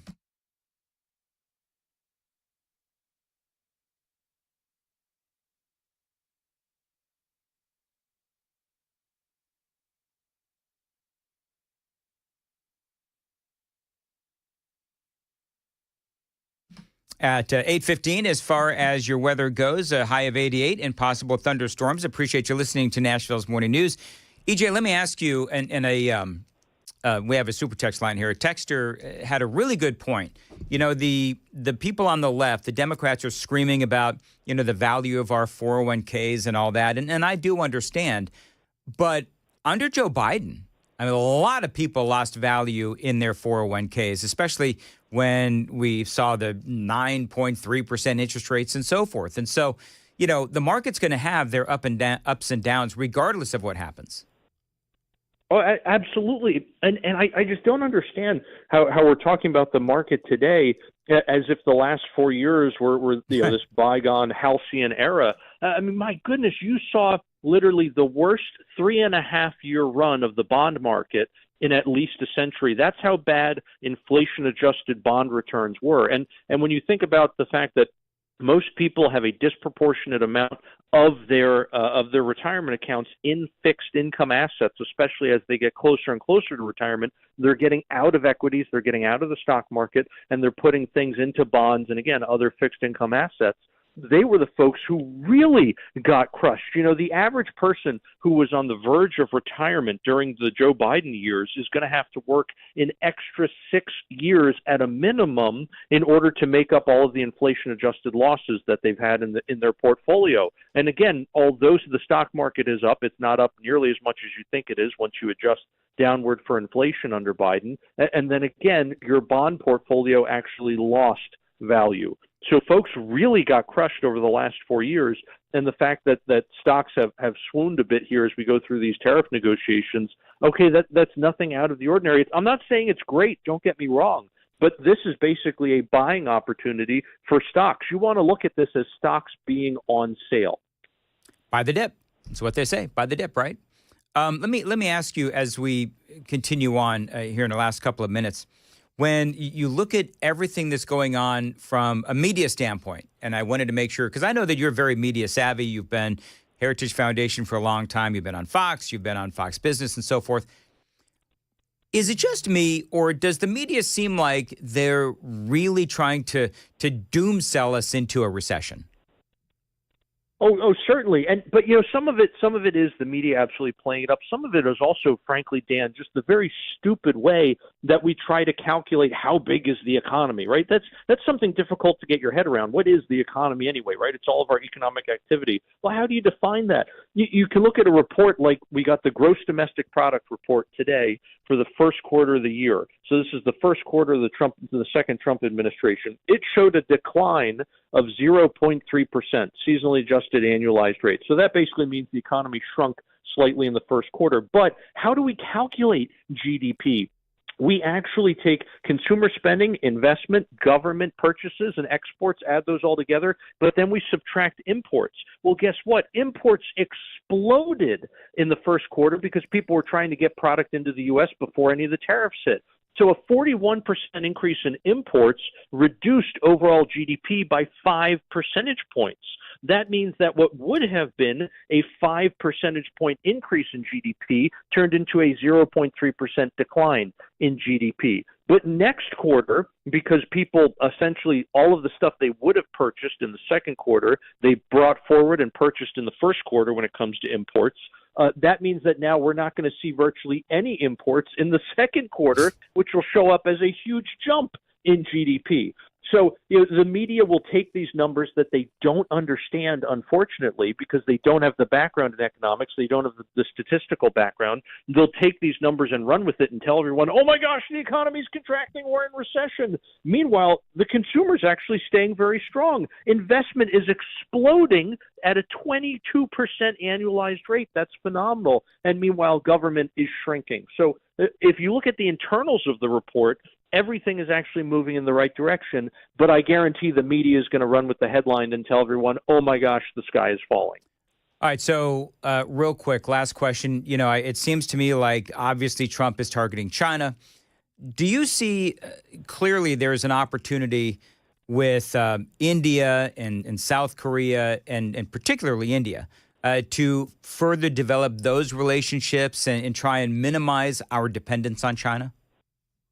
Oh, absolutely. And so what I've been saying here for a while now, Dan, is the fact that I think, are going to see trade deals first and foremost, not with our major trading partners, but with China's, because we're trying to peel nations out of China's sphere of influence and get them into ours. That means inking deals with Japan, with India, with Australia, those types of nations. And sure enough, it looks like we're probably going to see deals with Japan and India, maybe before we get anything with Mexico or Canada. So this is, again, very positive development. Things are moving in the right direction. A lot of opportunity here. EJ, I got to ask you real quick. So you couldn't make it down to the studio today, but you are in Middle Tennessee for some sort of a highfalutin function.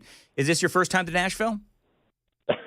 No. Been here quite a few times before. Terrific town. Home of Art Laffer, a good friend of mine. Yes, home of Art Laffer, absolutely. Do you go down to Broadway? Do you enjoy, all of the accoutrements of Nashville? At this time around, I wish I could, Dan. Unfortunately, I really am just in and out on a tight business schedule. Got it. Well, EJ, always great to talk to you. Looking forward to speaking to you again. And thanks for making sense out of some of this stuff, because for a lot of us, including yours truly, it does need further clarification. So always great to talk to you. EJ and Tony on Super Talk 99.7 WTN. It is 8:21 on Nashville's Morning News on Super Talk 99.7 WTN. I tried to get EJ to come into the studio, Joan. Yeah. And? I think they might still be laughing out there in New York. All right, very good. Oh, what happened here? Why don't we start it over again? It is 8:20. It sounded really good. No, it didn't. Professional as always. You know what? I didn't ask you two for an opinion on my ability to run the audio here on the show. No, that goes with the territory. It does, absolutely, doesn't it? Okay, very good. So, Joan, what's coming up in the news? So we've got thunderstorms making a comeback in Middle Tennessee this week. Starting tomorrow, we're going to bring you the latest from Stefano DiPietro. We'll also check out stocks. They're floundering a little bit as we head into the opening bell this morning because of that negative report on the GDP. All that and more coming up here at 8:30 on Super Talk 99.7 WTN.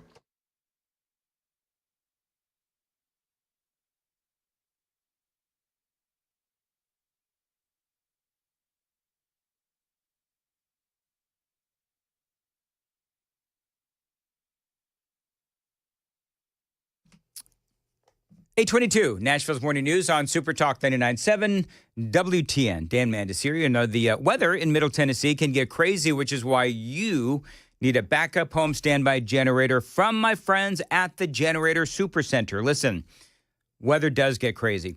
Power can go out like that. And if your neighborhood goes dark, if you've got one of these great backup home standby generators from the Generator Supercenter, your power, your lights, your refrigerator, and all that, it's going to be on because of that backup home standby generator. Now, they are the nation's #1 Generac generator dealer.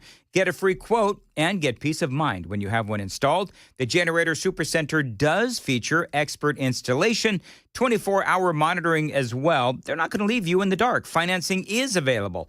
Call them. Tell them Dan told you to reach out. 615-879-1952. 615-879-1952. Generator Supercenter of Nashville.com.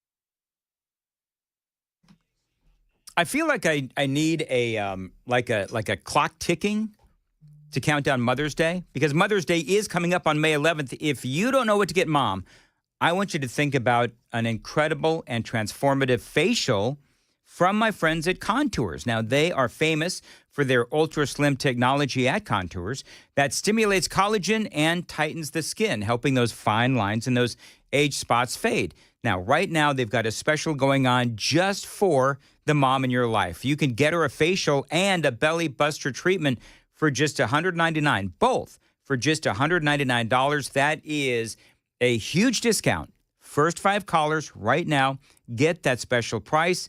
615-236-9960. 615-236-9960. You can see how it all works at contoursllc.com. Now, don't forget that great special that is going on right now for the first 5 callers. You do get a Contours facial and a belly buster treatment, $199 right now. Call 615-236-9960.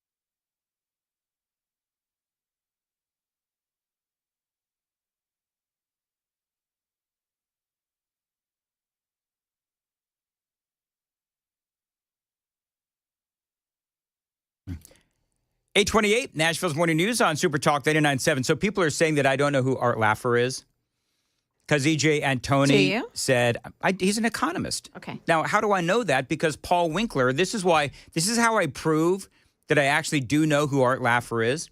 Laffer curve. Now, don't ask me to explain that. Mm-hmm. But Paul Winkler, who is my financial guy, and this is not a commercial, but he talks about Art Laffer all the time. So I know who Art Laffer is. I had like 15 seconds. I couldn't get into an Art Laffer curve conversation with E.J. Antoni in the 15 seconds that I had.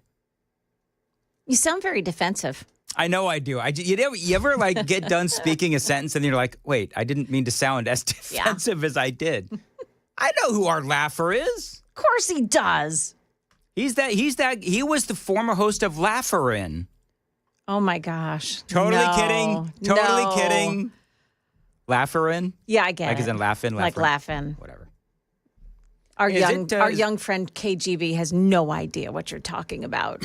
You know what laugh-in is, KGB? No comment. Okay, good. There you go.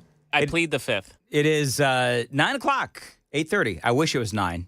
This is how my day is going. It is 8:29 and 56 seconds on Super Talk 99.7 WTN.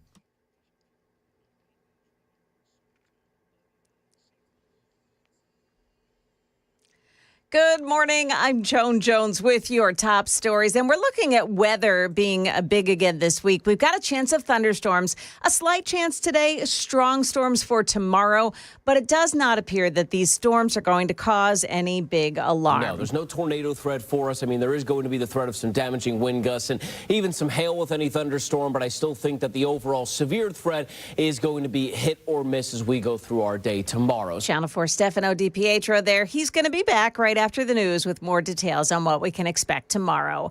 Metro schools need to fill 600 open teacher jobs.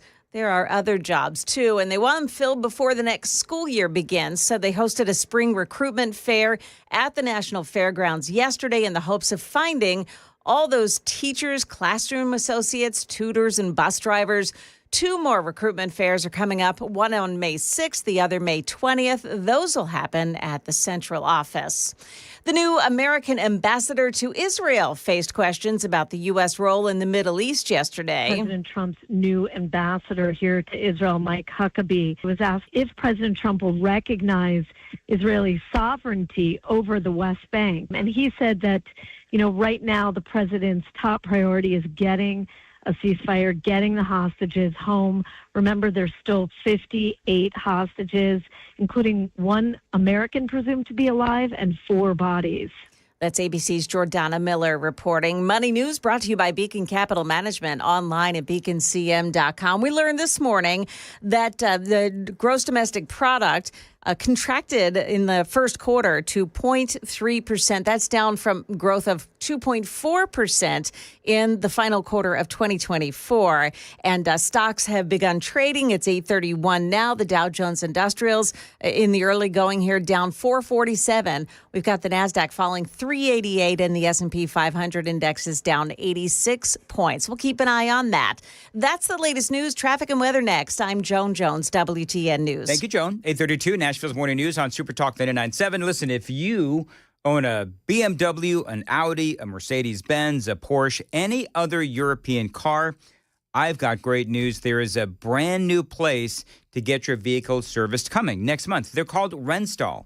Now, here in Nashville, this is going to be a great opportunity for you, if you own a European car, to go to a place that offers the best technicians, the latest and greatest diagnostic equipment, and they are dedicated to customer service. This is dealer-level service, but family-level care and honest pricing. They don't have a corporate mindset at Renstall, just a family business helping out our neighbors and our friends by delivering honesty, respect, and exceptional service. Now, they're conveniently located directly across the street from the Academy of Country Music and Live Nation, just 2 minutes from downtown and 5 minutes from Music Row, a short drive from Brentwood. So if you own a European car and you need a great place to have it serviced, Renstall right now is taking appointments. Check out this website, itrustmymechanic.com. itrustmymechanic.com. That's right. 615-777-7100 is the phone number. 615-777-7100. By the way, they also offer the Heroes Service Discount. Veterans, active duty military, first responders, and emergency medical personnel. Y'all get a 10% discount on all repairs. Renstall, itrustmymechanic.com.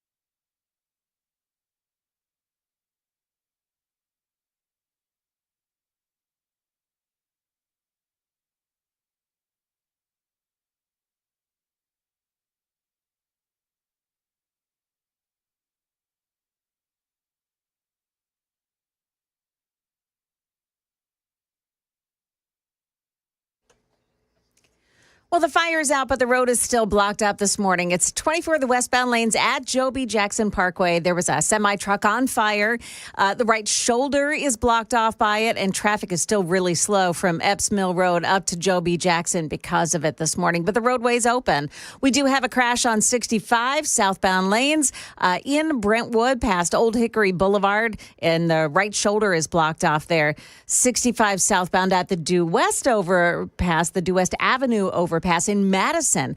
That's a crash as well, and the right shoulder is blocked off. And one more, Northwest Nashville, Ashland City Highway at Eaton's Creek Road. Watch out for a crash involving some injuries there. Traffic every 10 minutes every morning on Super Talk 99.7 WTN.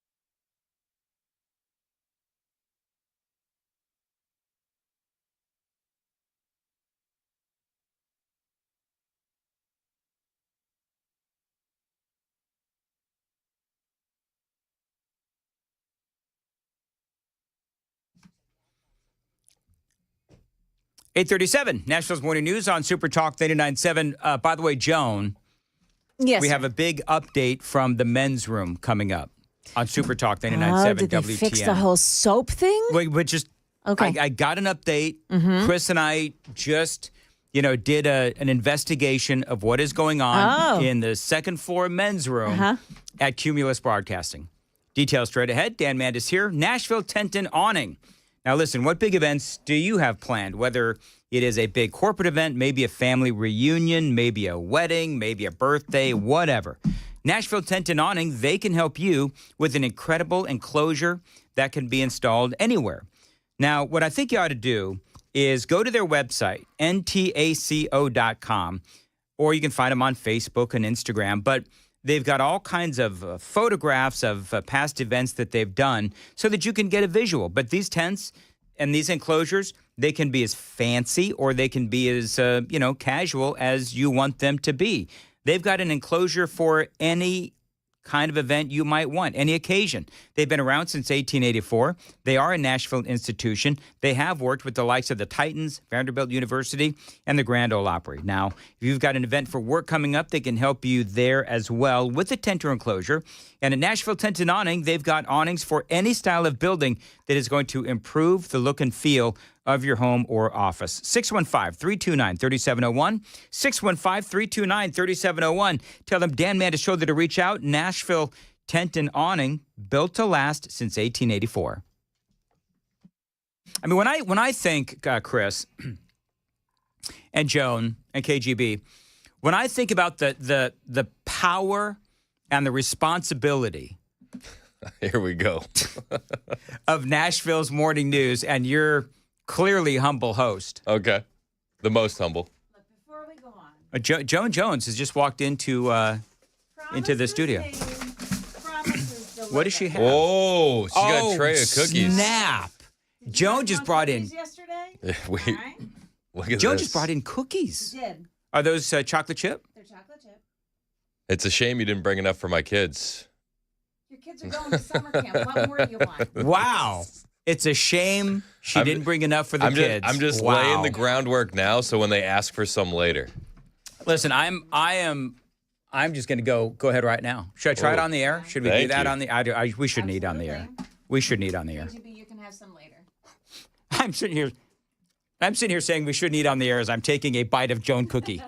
It's very good. Thank you, Joan. You're welcome. Thank you, Joan. That's very good, actually. Mm-hmm. All right. So when I think of Our responsibility. I'm sitting here chewing. I apologize. All right.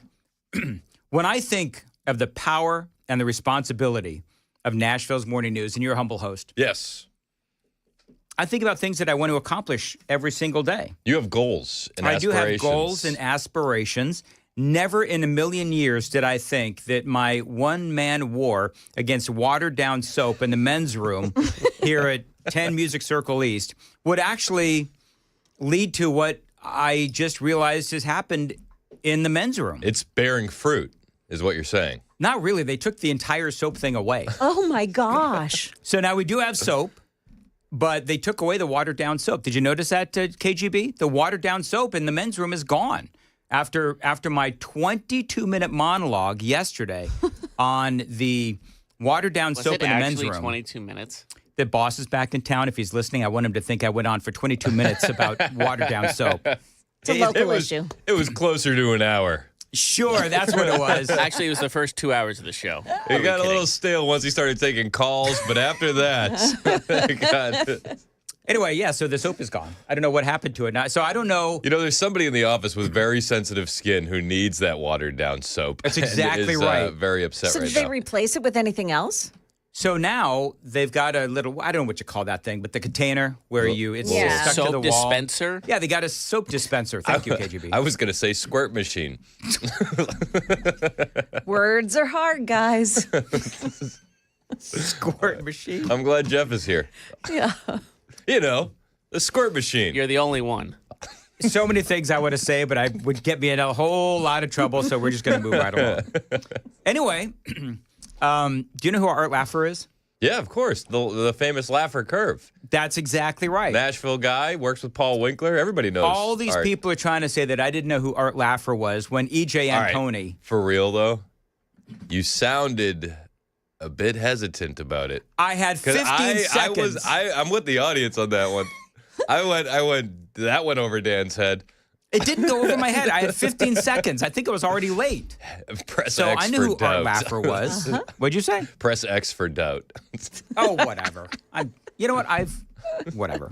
What? I had all these people telling me I didn't know who Art Laffer was, and now I'm feeling defensive. You were, and then the break right after, you were more than defensive.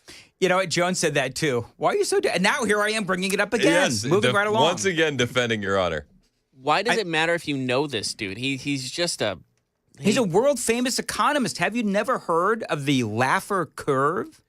Did you like my Laffer-in joke? No. Yeah, Dan, Chris also does not know what laughing is. Dan, I go outside. No, I did not get it. Okay. I don't You know didn't get the... No, I don't know what the laughing is. All right, moving right along. What's the laughing? It's an old TV show from the 1960s. Are you trolling again? He's trolling. No, I'm not trolling. Okay, laughing. I don't know if I've ever actually seen an episode of Laugh-In. What? No, That's I don't. un-American. Come on. You know what old show we started watching? I was too busy watching Family Feud and Hollywood Squares. We for the kids, we just pulled up an old show that we remembered. Candid Camera with Suzanne Summers. Do you remember that? Wow. Oh my gosh. And the kids love it. And it's pretty clean. Isn't you know? it like the precursor to Punk'd? Yes. Yes. Yeah, it kind of is. Punk'd the is kinder, gentler Punk was version. mean. Yeah. Yeah. Do you often pull up like old TV shows Yeah, for your kids to watch? You have to. Anything made before 2012 is relatively safe. All right. My parents maybe watch Murphy Brown and WKRP in Cincinnati. Murphy Brown was a liberal hack show. Yeah, it was. It was. It absolutely was. Yep. After that whole potato thing they did to Dan Quayle. Yeah, Murphy I don't know, Brown. Dad. I saw I saw the first episode. Joan, if you could teach your kids, like what great television used to be like, and this is a super texter thing too. What would you show your kids? Great wholesome television that we grew up with. When we were young, on Sunday nights after dinner was cleaned up and we were like in our pajamas, my mom would pop popcorn and we watch the Wonderful World of Disney. Oh, all right. Do you remember that Sunday nights? That's a liberal thing as well. Was that before they turned liberal? And yeah, back then it was a sweet thing. There was always a movie or something that they played that it was definitely a Disney. What are you laughing at? It's communist propaganda. No, it wasn't back then. It was sweet. It was family oriented. Super texters are chiming in. Somebody, Dan and Steve, the squirt machine is hard.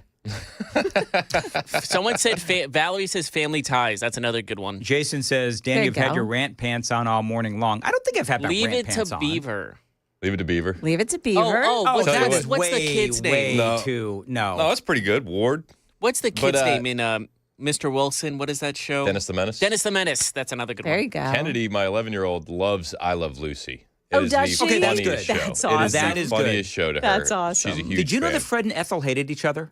Really? They absolutely hated each other in real life. Oh, I can't wait to tell Vivian my kids. Vance and William Frawley, the battles behind the scenes of those two are legendary in Hollywood. Did you also know that in Lucille Ball's contract or whatever, she demanded that that Vivian Vance had to be 10 or 20 pounds heavier than her? Yeah. Whoa. Yeah. It'd be like Nice. me saying to Joan, you got to gain 50 pounds to make me look skinny. Good Lord. Here, how about this one? The Monkees. Oh, the Monkees is a good one. The Honeymooners. That's some great television. Yeah. The Monkees, the Honeymooners. So All in the Family. All in the Family. All in the Family. yeah, there's some good life lessons with All in the Family. I have not watched All in the Family in years. Oh, it's even funnier now. That's the thing. I bet you that it is funnier now than it was, way back when. It's the jokes you can't say on TV anymore. Right. 8 is enough. That was a good one. How about the Waltons? Okay, can I just say that while Joan is right, I think that I'm going to get in trouble for this. I think there can be such a thing as too pure. Mm. Do you know what I think mean? The Waltons was too pure. The Waltons to you is like watered down soap. You're not a fan of it. You get 20. Okay. You got to get the heads to get rid of it. You know what? Let's have. I'm going to get skewered for this. We're getting a bunch of texts saying, "Don't This'll forget be Happy fun. Days." MASH Happy as Days, well. yes. Let's have a TV festival of Little House on the Prairie. Little and the House on the Waltons. Prairie. See Yeah. how long that lasts. Okay, what was more important to you? This is actually, I always ask my parents this as well. The last episode of MASH or Who Shot JR from Dallas? MASH. MASH. Totally. MASH was my show. Yeah, That was my show. Yeah. I haven't watched either of them. You never seen MASH?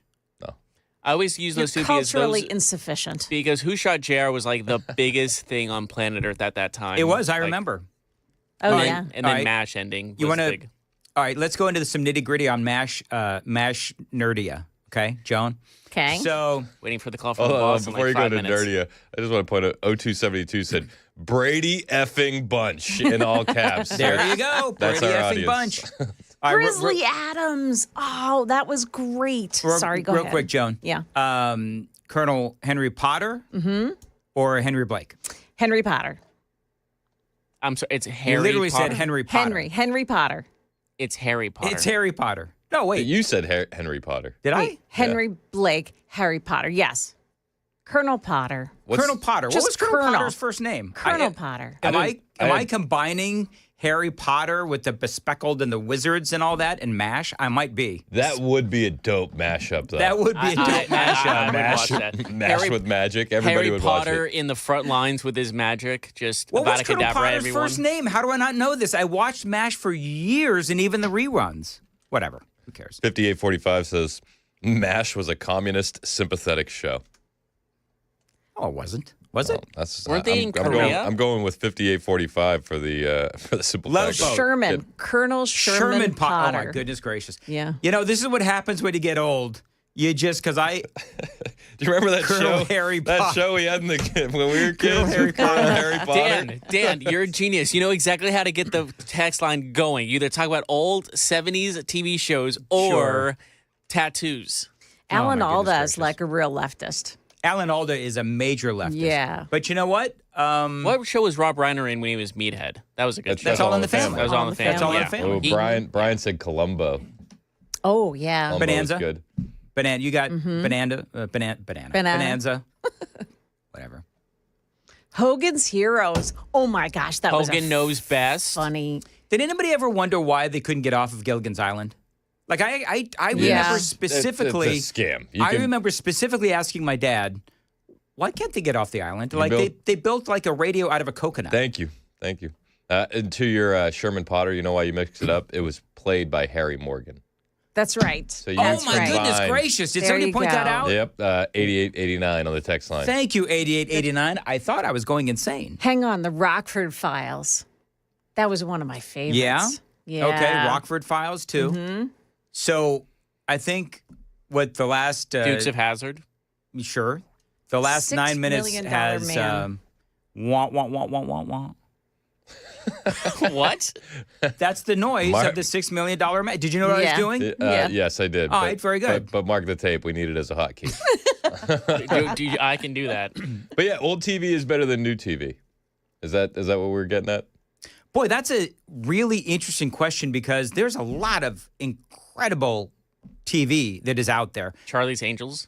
But to your point, to Chris's point, what about for kids? Because I just got done watching like White Lotus and a couple of other shows and not appropriate for kids. Game of Thrones is very kid-friendly. I don't know if Game of Thrones is very kid-friendly. Seriously? They behead people all over sarcasm. the place. Oh, sorry. The first I don't never speak mind. sarcasm. The first episode is HGB. incest, then, for goodness sakes. Oh, that's right. There's incest in That's Game of great. Thrones? The first episode. Well, That's like it's- the main plot point. What are you heathens watching? I know. I don't know what he's talking about. I've never seen it. You just went, oh, that's right. I have it on. Oh, that's on right. tape. That's why I chose not to watch it. I saw the incest of that first episode and I was out. Yeah, he did try to kill a kid, too, in that same episode. Well, you know what? It was back in the times. Back in the old Back in the time that didn't whatever. exist. It didn't. Whatever. Are we done with this segment? Okay, so very good. So, in other words, show your kids all the old TV shows. Yeah, it's the way to go. The new TV shows just don't have it. Growing Pains, Miami Vice, Chips, Moonlighting. Moonlighting was great. Oh, yeah, that was Loved good. that show. Welcome Yeah. Back, Kotter. Mm-hmm. Who can forget Welcome Back, Kotter? With Sylvester Stallone? No. No. Okay. Go John cut Travolta. it. John Travolta. Yes. Who could forget Sly Stallone in the classroom with those kids? It was unbelievable. He would have whipped them into shape. I could tell you. Okay. Who remembers? He was great in like Magnum PI also. Wild Wild West, starring Robert Conrad. Whatever. That was really good. Andy Griffith Show. There you Yeah. go. Yeah, that's a good one. You and That's a good one. Wholesome. The Sylvester Stallone They did. show. You know what though? In Andy Griffith Show, you know they did encourage drinking. Did they? Yeah, they had a drunk, Oh. and it was funny, encouraging drinking. Back in the day, they had cigarette commercials. If What that of was it? if that was on Disney Plus, they'd slap a warning on it. Look, in MASH, what did they always do? I mean, the end of the day was like, get out the martini glasses. Well, they had a distillery thing in the Yeah, town. Cheers. Cheers, another good one. Cheers, yep. Hawaii Even though he 5-0, was Saved kinda- by the Bell. All right. The lead of Cheers was pretty liberal now too. But Oh my goodness, Emergency. John in Lawrenceburg. Remember that Yeah, show? I Emergency. do. I remember that, including the Super Bowl episode. Joan, apparently we watched way too much television when we were kids. Yep. Well, Yeah. it was entertaining back then. McHale's Navy. No, I think TV is really good. See, if you're an adult, then there's a lot of TV to watch. Like, absolutely, there's a lot of TV to watch. But if you're like Chris, and we're kind of lucky because Riker doesn't actually really watch a lot of TV. He watches like space videos and stuff on YouTube. So he literally doesn't really watch TV, and it's so nice actually because we watch what he watches, and he'll come down and he'll start talking about, hey, what, how many moons does Jupiter have? Right? Like, I have no idea. That's great. Yeah. Name all the moons in Jupiter right now. Go. I can't. Yeah, you don't listen to your son, your stepson. Well, I listened to him, but I can't remember all of the space trivia that he throws my way. Good Lord, it's difficult. You could do it reverse too. You could ask him about China, and he'd be like, "I know you said something." Do you know about that it. I did that? He starts in on me. I know you've mentioned this before, but he starts in on me about how I'm dumb about space, which I am. So then I said, "Hey, did you say space is fake?" I said, just like tsunamis. I said, "Hey, Riker. So, how many illegal alien gang members has Donald Trump deported?" Oh, you've said that multiple times at the house, I'm sure. And his head cocks, and he's like, "Huh?" And I said, "Exactly. Don't make me feel dumb. I could do it right back to you." But I love that he loves space and all kinds of other stuff. So yeah, we anyway. don't do too much TV, but when we do, we try to stick with the classics. You have to. Frasier. Yep, Frasier's good. Mm-hmm. News radio is better. Yeah. I had a thing for Roz. 8:55. Oh yeah. Did you watch the when Back they came when? back? Did you watch the reunion episode? No, I never. No. It was the accent, wasn't it? Roz? Yeah. It was the feistiness and the red hair. I used to have a thing for redheads. Hey, Joan, what's up?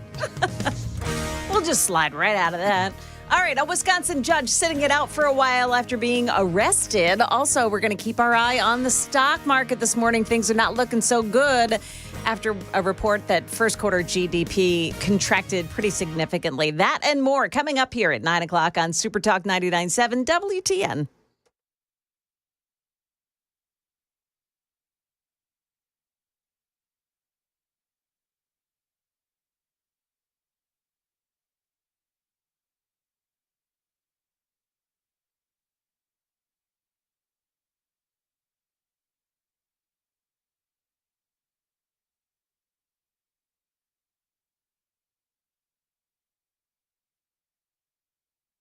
$8:56 on Nashville's Morning News. You know, you've probably been looking for cars, and you see the words buy here, pay here, and it does make you think, well, that's not a place I necessarily want to go. A lot of these places, you know, they do have bad reputations, just being honest. Well, I'm here to tell you there is one place you can go, Nolensville Road Auto Mart. Now, they are different for a few simple reasons. They've been doing business in Nashville for 61 years. They're Nashville natives, and they only sell clean title cars under $12,000. Now, if you're new to town, you need a place to trust. You can trust them. If you need a first car, maybe for a 16-year-old, they can do that too. You don't even need to take my word for it. The Google reviews are excellent, and that is saying something for a car dealership. One location on Nolensville Road, close to Thompson Lane. They are going to get you in and out in an hour or less. And the best part, they are the oldest buy here, pay here in Nashville. They do work with your own financing if you have it. Flexibility, transparency, and honesty, that is why I recommend Nolensville Road Auto Mart. Find them online. It's automartcars.com. That is automartcars.com.